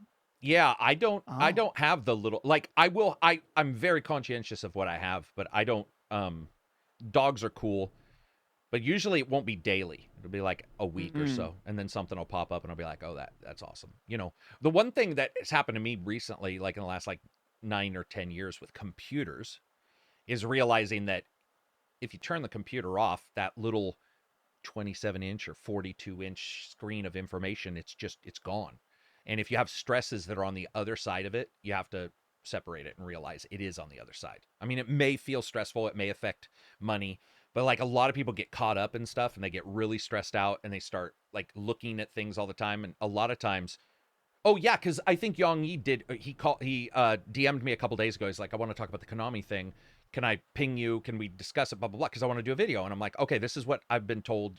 True or not, this is what I've been told. And he posted a video. And one of my friends was like, have you seen the video? And I'm like, no, I haven't even looked at it. Like, to me, that's those kind, like, you can't control some of that stuff, what people are going to think if they like something, if they don't like it. And once you start learning that, I would say that's what I notice. And it's not even a positive thing as much as I have to remind myself. Because there will be times where I'll be pissed. Like, when I get pissed when you guys, that's weird, but Maddie got shit on, and I was like, I'm gonna fucking kill somebody. Like, I get much madder when it's somebody else. Like, that's when you will, if you ever notice, that's when I light up. Like, somebody will drop in and be like, well, Maddie said this game was good, and you said it was bad, and I trust you. And I'll be like, fuck you, man. Like, right. Just, those kind of things. But, yeah, so I guess I don't have a good answer for him. It's a good thought process. Yeah. Maddie's always got ones. He's, like, the thing about Maddie is, man, like, I wish he was here for this one. We'll have to remind him. And he maybe he gave an answer. But the thing about Maddie is he has to remind himself too. Like, we'll be talking and be like, I'll be like, Matt, come on. I'll be like, oh yeah, you're right. It's easy to get caught in your head. It's definitely easy. Yeah. For me, I mean, I probably have 2 answers of when I'm feeling the most stressed more recently or whatever, tough days, is that every single time I would rather have a tough day with my current job than a great day at my old job. And my old job wasn't bad. And in fact, I was very blessed. I was working in video production and doing something that I at least partially enjoyed. And that's saying something, because I know a lot of people have jobs that they don't enjoy any aspect of it. So that's not lost on me. But I would rather be frustrated or stressed about something Last Stand Media related than frustrated and upset with a fucking dance recital, or a wedding video or something like that. So it's always for me, like, always taking the time and being like, listen, Dustin, you worked so incredibly hard to get here. And the job you have is probably, I mean, of gaming fans and stuff like that, one of the most coveted jobs. Yeah. Period. And it's so incredible. Like, you can be the best of the best and still not get to be able to do this type of stuff. So that is never lost on me. How I don't want to say lucky, because it's not like I just happened to be into this position. I worked very hard, but it's a combination of work and luck. Like, Yeah. I'm not going to deny that. So just having that gratitude of trying to think of the an word. acknowledgement. I don't know why I can't figure out that word. I guess gratitude probably fix it, but I know what you mean. There's a word for that when it's like it's a mix of those two, and for whatever reason I can't think of it, but I know exactly where you're coming from. So that's probably the other one. I mean, the other thing for me is just that I guess just that I'm very thankful that the relationships I have with the people that are most important to me are very good.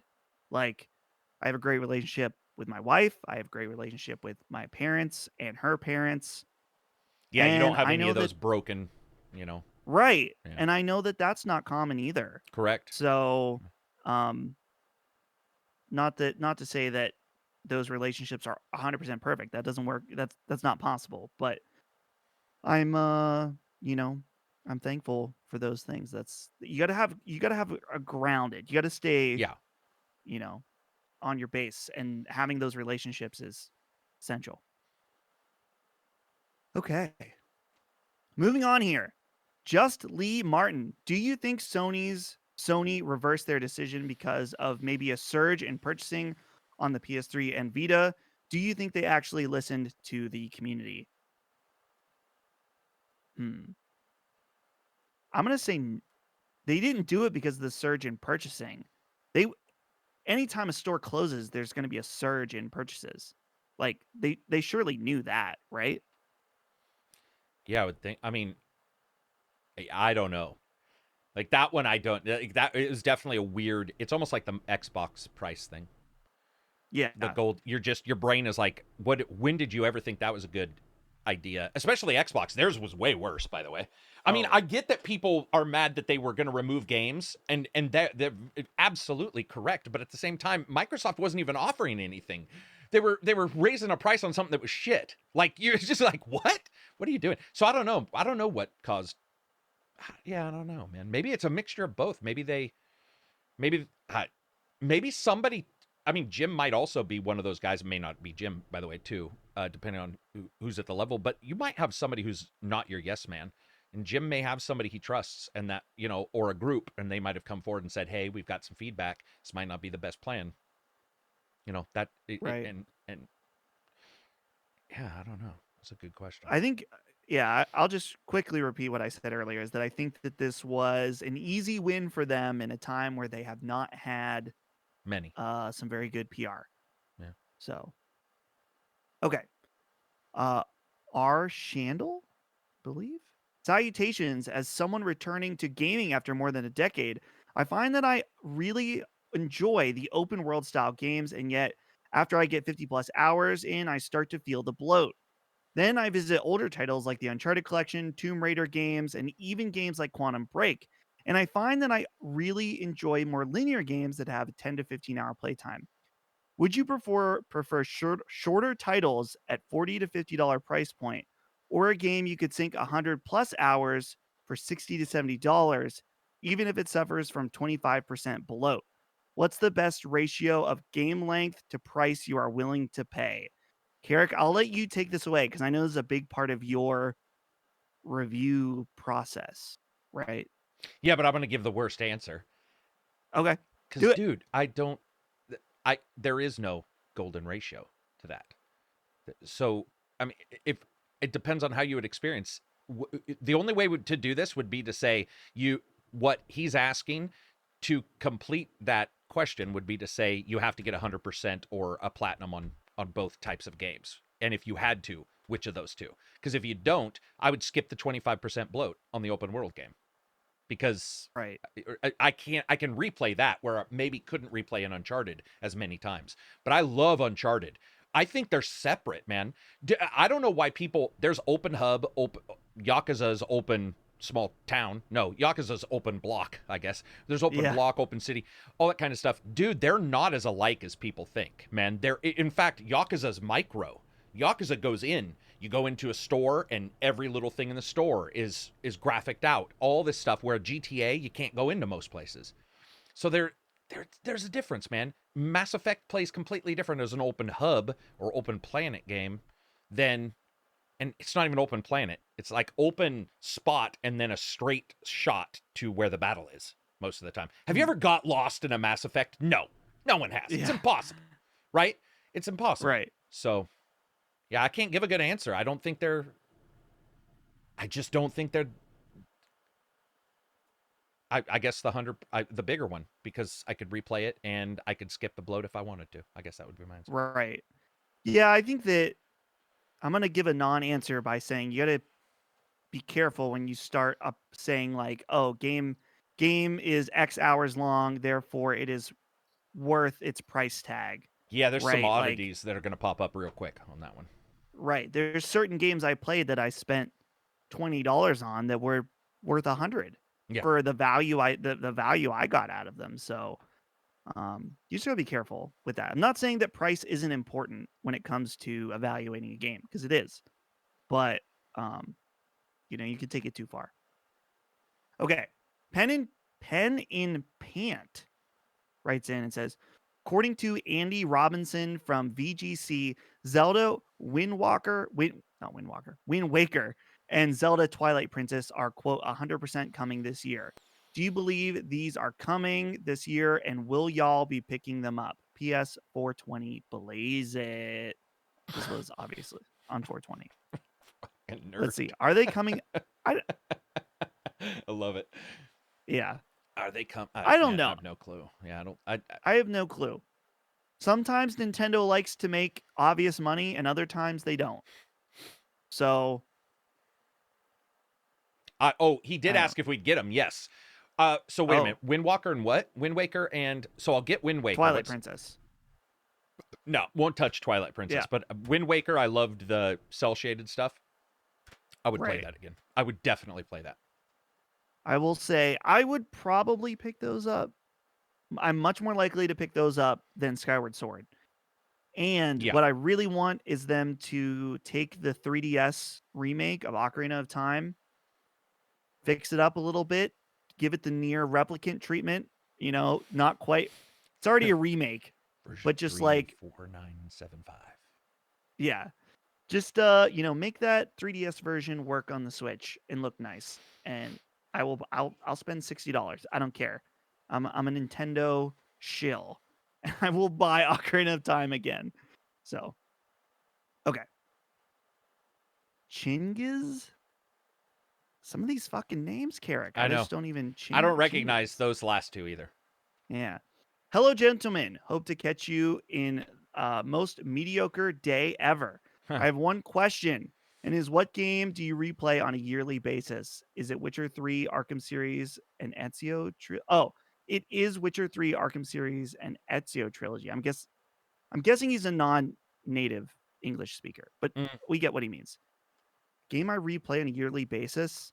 I don't replay any game on a yearly basis, but the games I've replayed the most are probably the first BioShock I've played through 7 or 8 times at this point. I was playing Mass Effect 1 and 2 until I played Mass Effect 3. Yeah, and Mass Effect 3 stopped me. But I would say I know 1 was in the high 40s. Like that, it was ridiculous. I mean, my wife was even like, "Dude, I can't stand the music. I'm so tired of hearing it," because I would just restart it. I love the Flash Gordon thing. Now though, I would say I revisit multiple games many times a year versus cycling back perfectly once a year.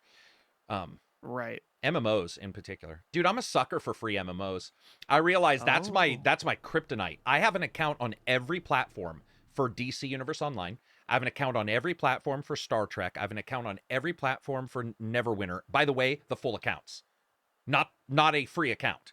The actual like cryptic points on some of them, or in Star Wars, I have the cartel. I have the full like cartel $15 a month. I'm such a sucker for those games. And yeah. I visit them often. Yeah. Well, that's good.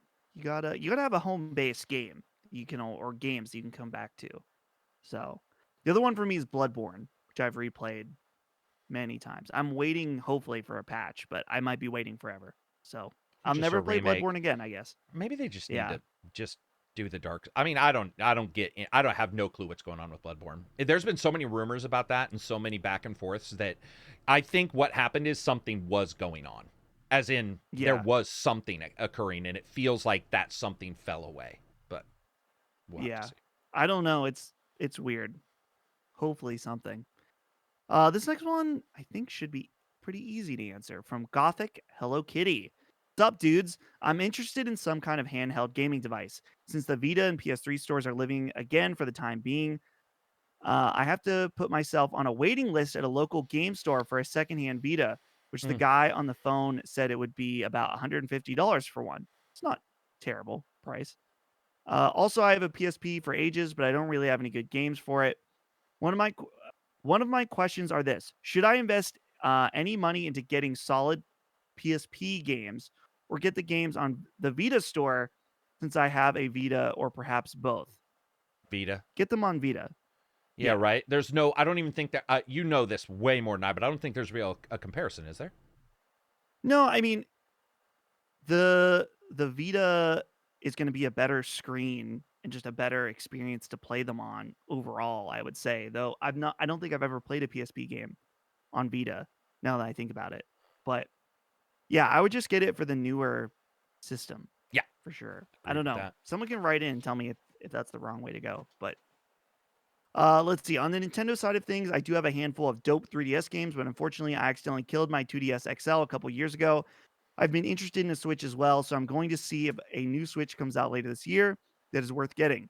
Should I revive my 3DS games by getting a new 3DS type system, say fuck it entirely, and wait for a Switch, or get the Vita, 2DS, 3DS, and a Switch? Yeah, don't get another 3DS. Wait for the new Switch, and if you get like a used 3DS or something. How much is a used 3DS now? It can't be expensive at all, right? Or no, is it? I wouldn't. I wouldn't think so. Like, what's the 3DS XXL super large? Isn't there a name for? Isn't there a large one with a big screen of the DS? Yes, it's the. It seems like the model to get, I would say, is the. I mean, if you care about the 3D, then that's one thing. But there's the new 2DS XL, which actually you cannot buy on GameStop's website anymore. So maybe, I don't know, are they getting hard to find? I don't know.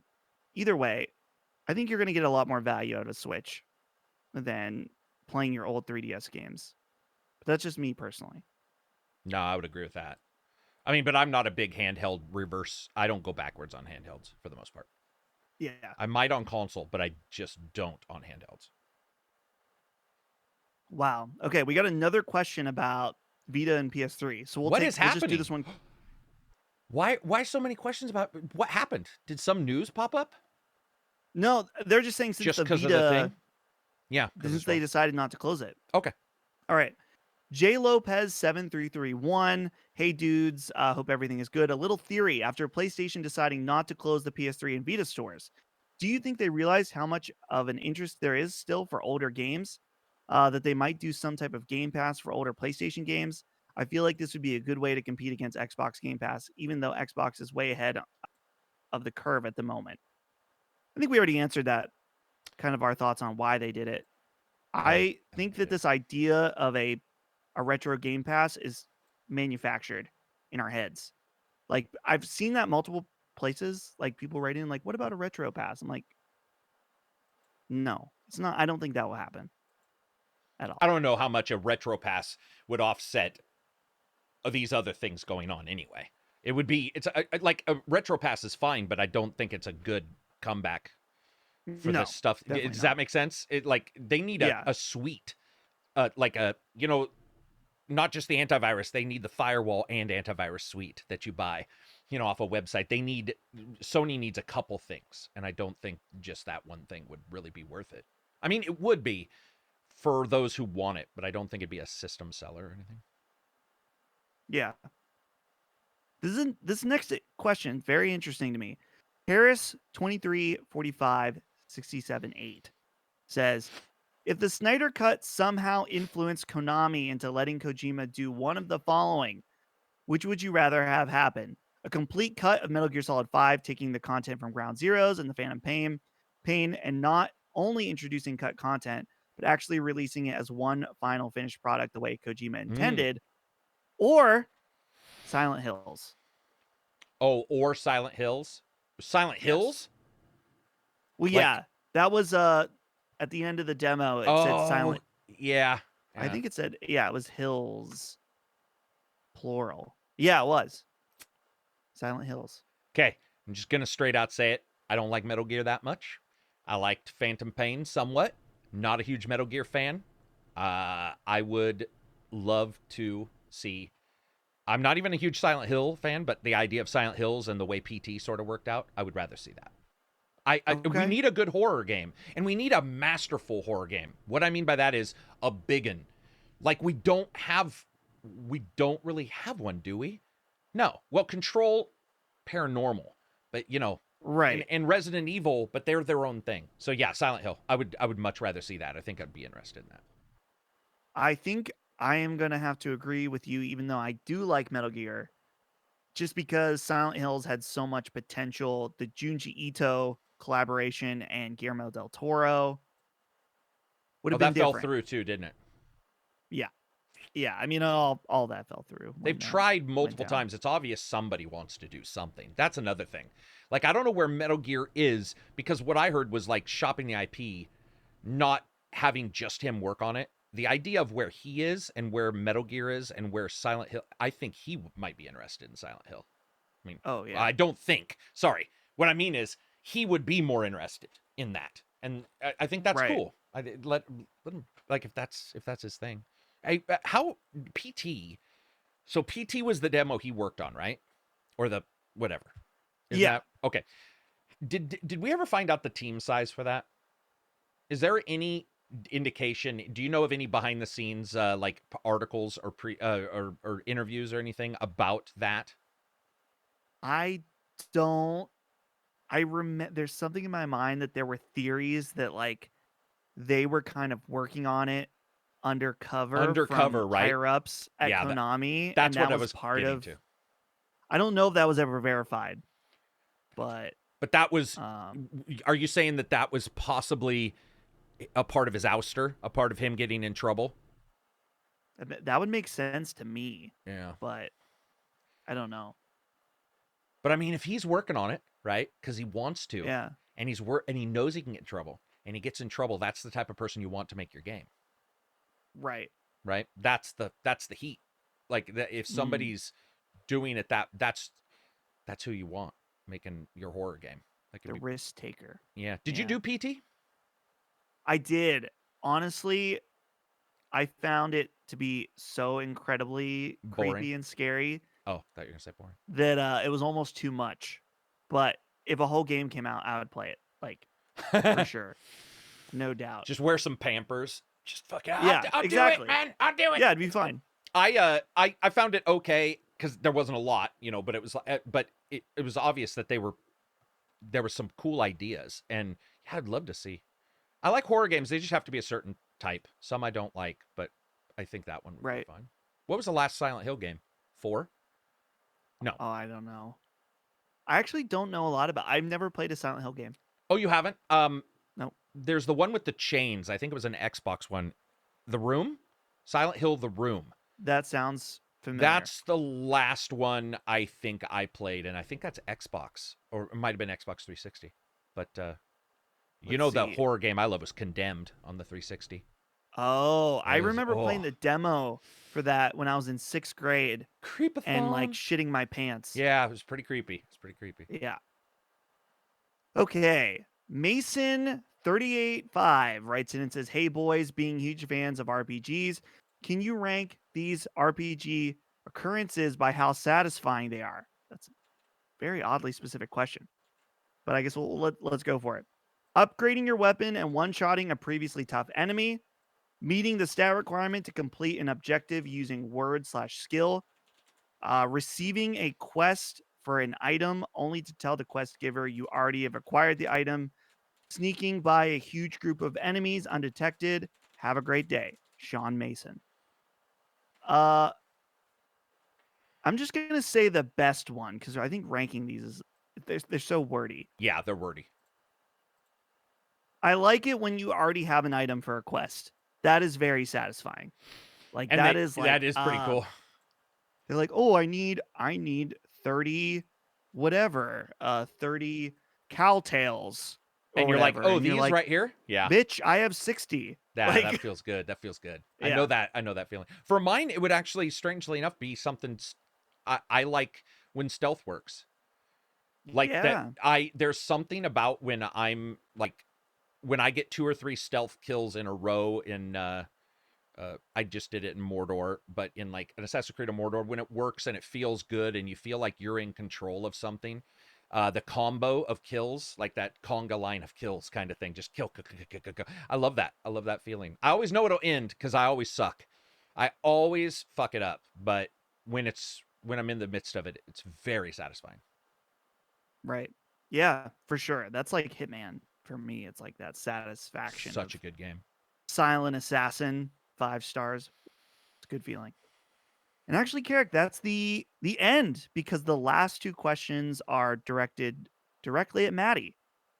So that's it for our questions. You got on Hitman, you got 5 stars on all your kills. Is that what you're saying? No, not on. Way better. There was like one mission. Oh, the manor where I really wanted to do the silent assassin, and I figured out. Well, sometimes what I'll do is I won't use a guide all the way, but I'll just like use it to inspire me. Oh, sure. Like I'll watch the very beginning and I'm like, oh, that's the direction to go in.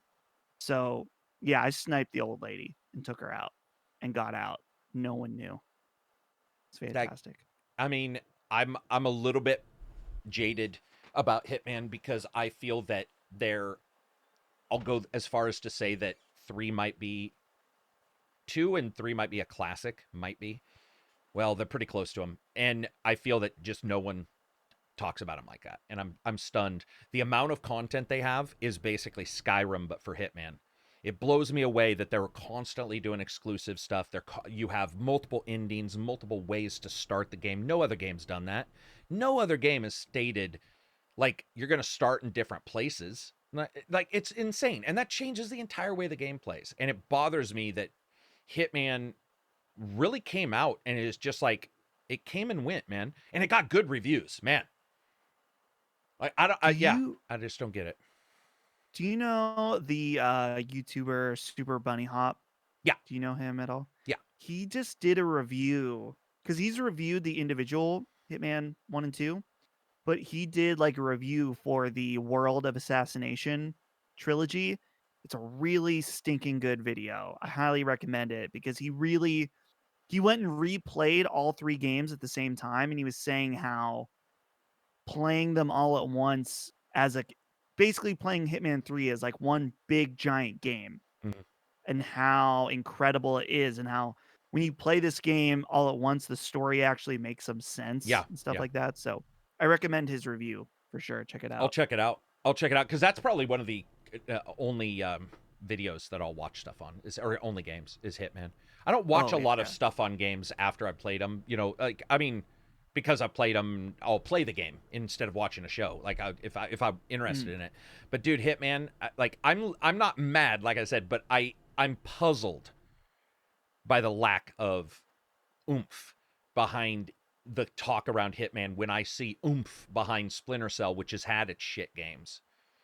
Yeah. And I'm a little confused by like people going like, man, we want, another Splinter Cell. And I'm like, dude, I get that. But you have one of the best stealth games of all time with the amount of content that most open world games don't even have. How are you not talking about that? And Right. we don't. I don't, dude. It's not even on like SEO lists. Like anytime I do searches for game reviews, it never shows up. It's just sad. I guess that happens to a lot of people. It just happens to be one of the games that I really do think did well, but still nobody. I don't know. Like you're the first time I've heard somebody mention that, dude. After about 2 weeks of that release, probably since then.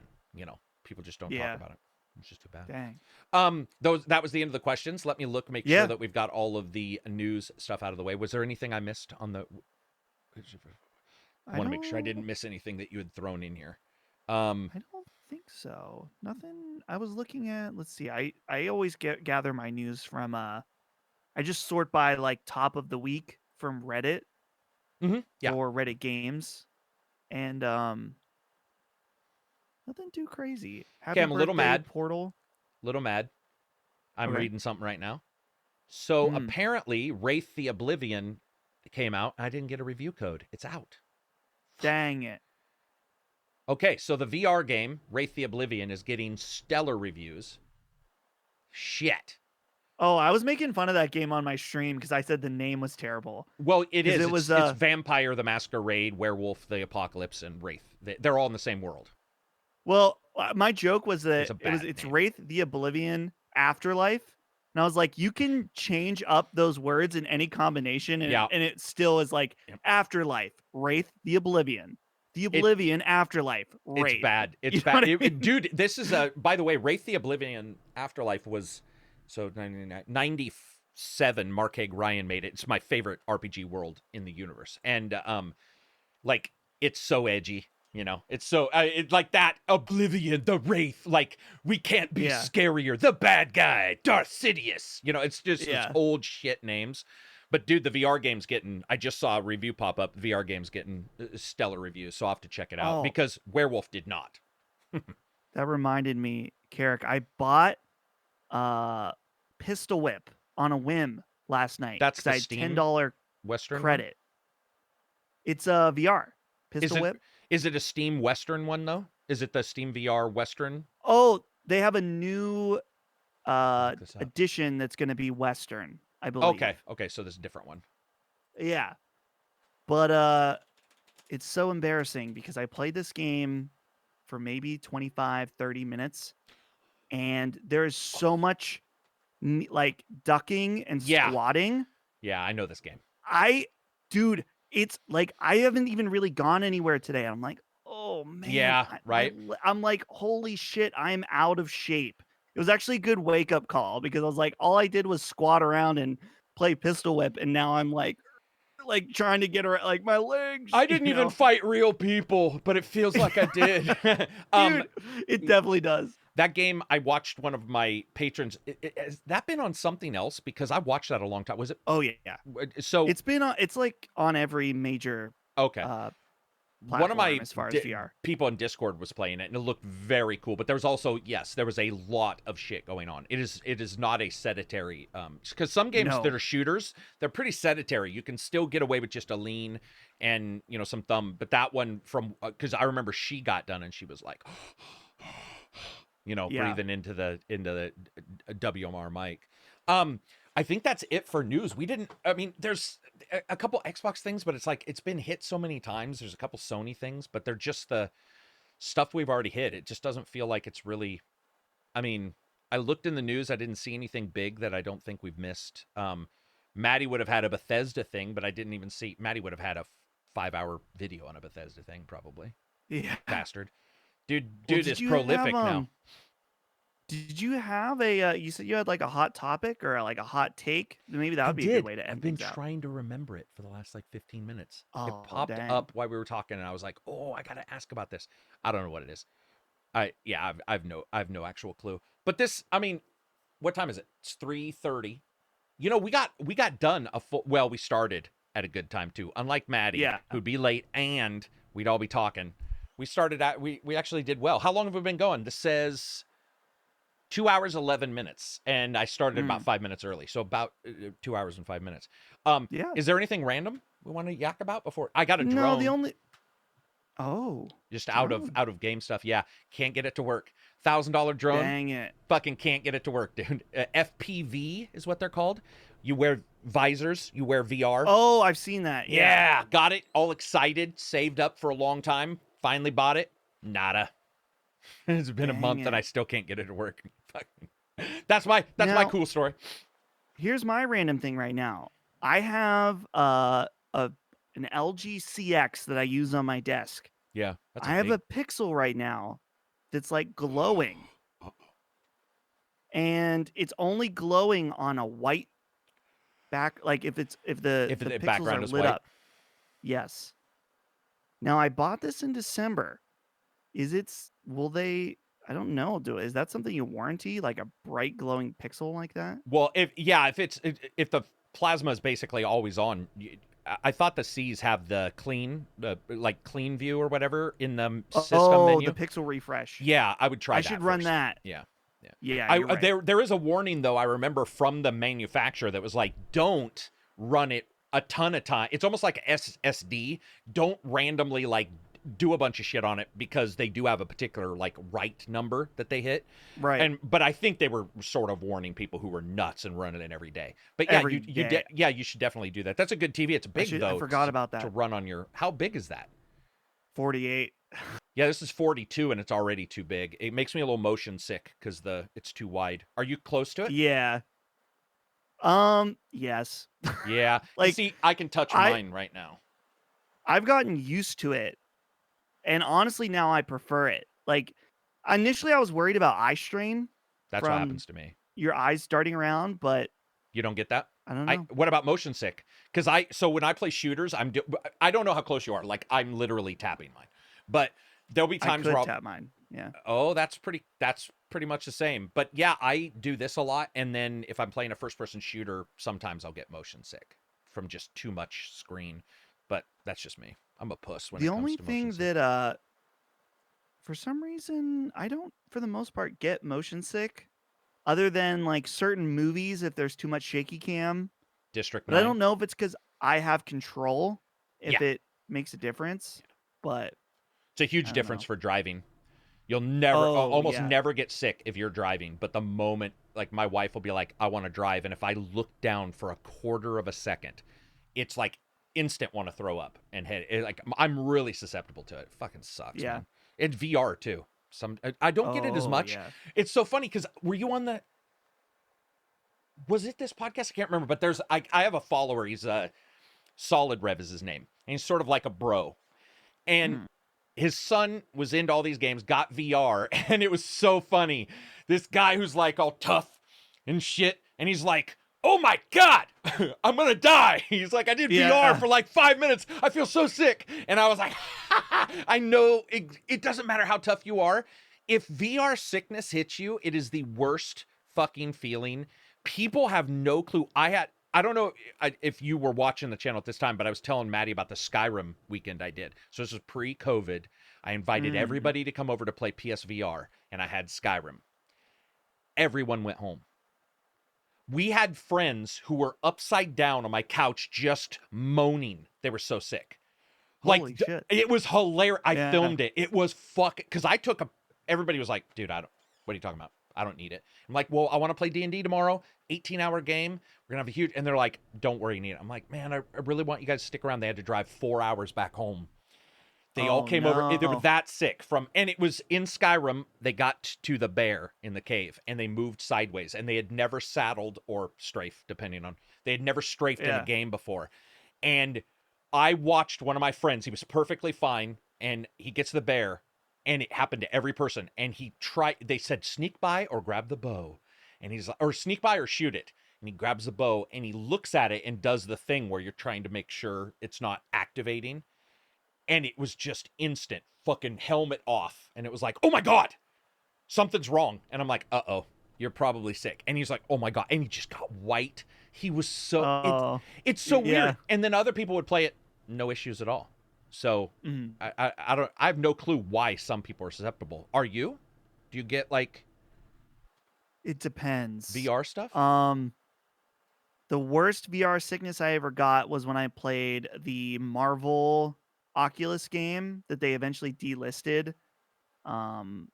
I can't remember what it's called now. But they delisted that one because I believe that was on Yeah. Steam VR too, like Strike or something. Maybe not Strike Force, but Marvel VR game. Marvel Powers United VR. Powers United. I believe this game got delisted. Interesting. Maybe it didn't. Okay, maybe. Wait. Yeah. Upload did. VR says Marvel Powers United shutting down, already removed from sale. Wasn't a very good game. Right.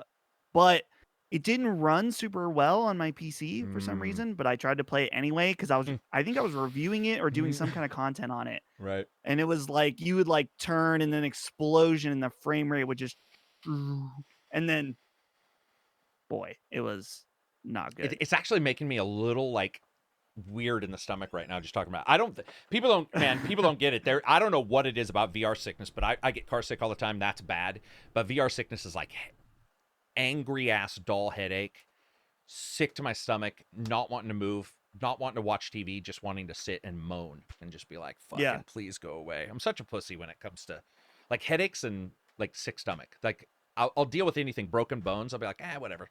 But like the moment I get a sick stomach, I'm like a child again. I'm like, what the fuck? Yeah. Pepto, just galloning it down. Oh, dude. Yeah.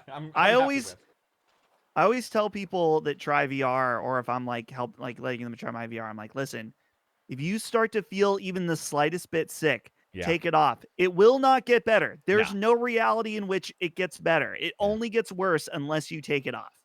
Yeah, that's my advice. And it doesn't matter how badass you are, people. Listen to me, trust me, man. Because it was so awesome to be on Twitter late at night and see him just be like, "Holy shit, I'm so sick," and it's like, "Yep, I know." But guys, I'm not down talking it or bad talking it. If you VR's making some headway, man, it's going to be an exciting. I think PSVR 2 is going to be awesome. It's going to be it's going to be some awesome stuff for VR. I'm excited to see it. Is that it? I think that's it, man. Well, thank you for showing up. Dustin and I did episode, we're going to call it 300, but Matty may change it, and he could dub over my face saying that to 299.5, whatever it may be. Yeah. He will for sure be back next week. Well, I think he should be. If he's not, we have a distinct issue. Always a pleasure, Dustin. Do you have anything you're streaming this weekend? I'm not streaming this weekend. Oh. Just because I'm gonna try to, dude. Getting this desk set up is gonna be a multi-hour because you got to take all your shit off, tear down your current desk, build the new one. So, but I will be streaming on Monday at 6. What's my own schedule? I already forgot. Let's see here. 6 p.m. I'll be playing Resident Evil 7 for the stream over at twitch.tv/DustinCanFly if you want to hang out. Excellent. So everybody go check him out. Also, I didn't pimp Matty's patron at the starting, which I usually do. It's $1 for early access to the podcast and access to pretty much I think it's $3 for the Discord. So it's $1 to join his patron and get the podcast. And this will be done tonight, because I'll give it to him and he'll upload it. And then, and so you'll get it early. And for $5 or more, you can get other cool stuff. He's got some swag. Matty's always a nice guy. You should definitely support him. Other than that, thank you, Dustin. Thank you to everybody who's listening, who's stuck with us. Actually, we did a short one, so everybody should be here. Oh, by the way, hashtag better without Matty. That's the hashtag. Yeah. Better without Matty. Peace out, everybody. Have a good one. See you later.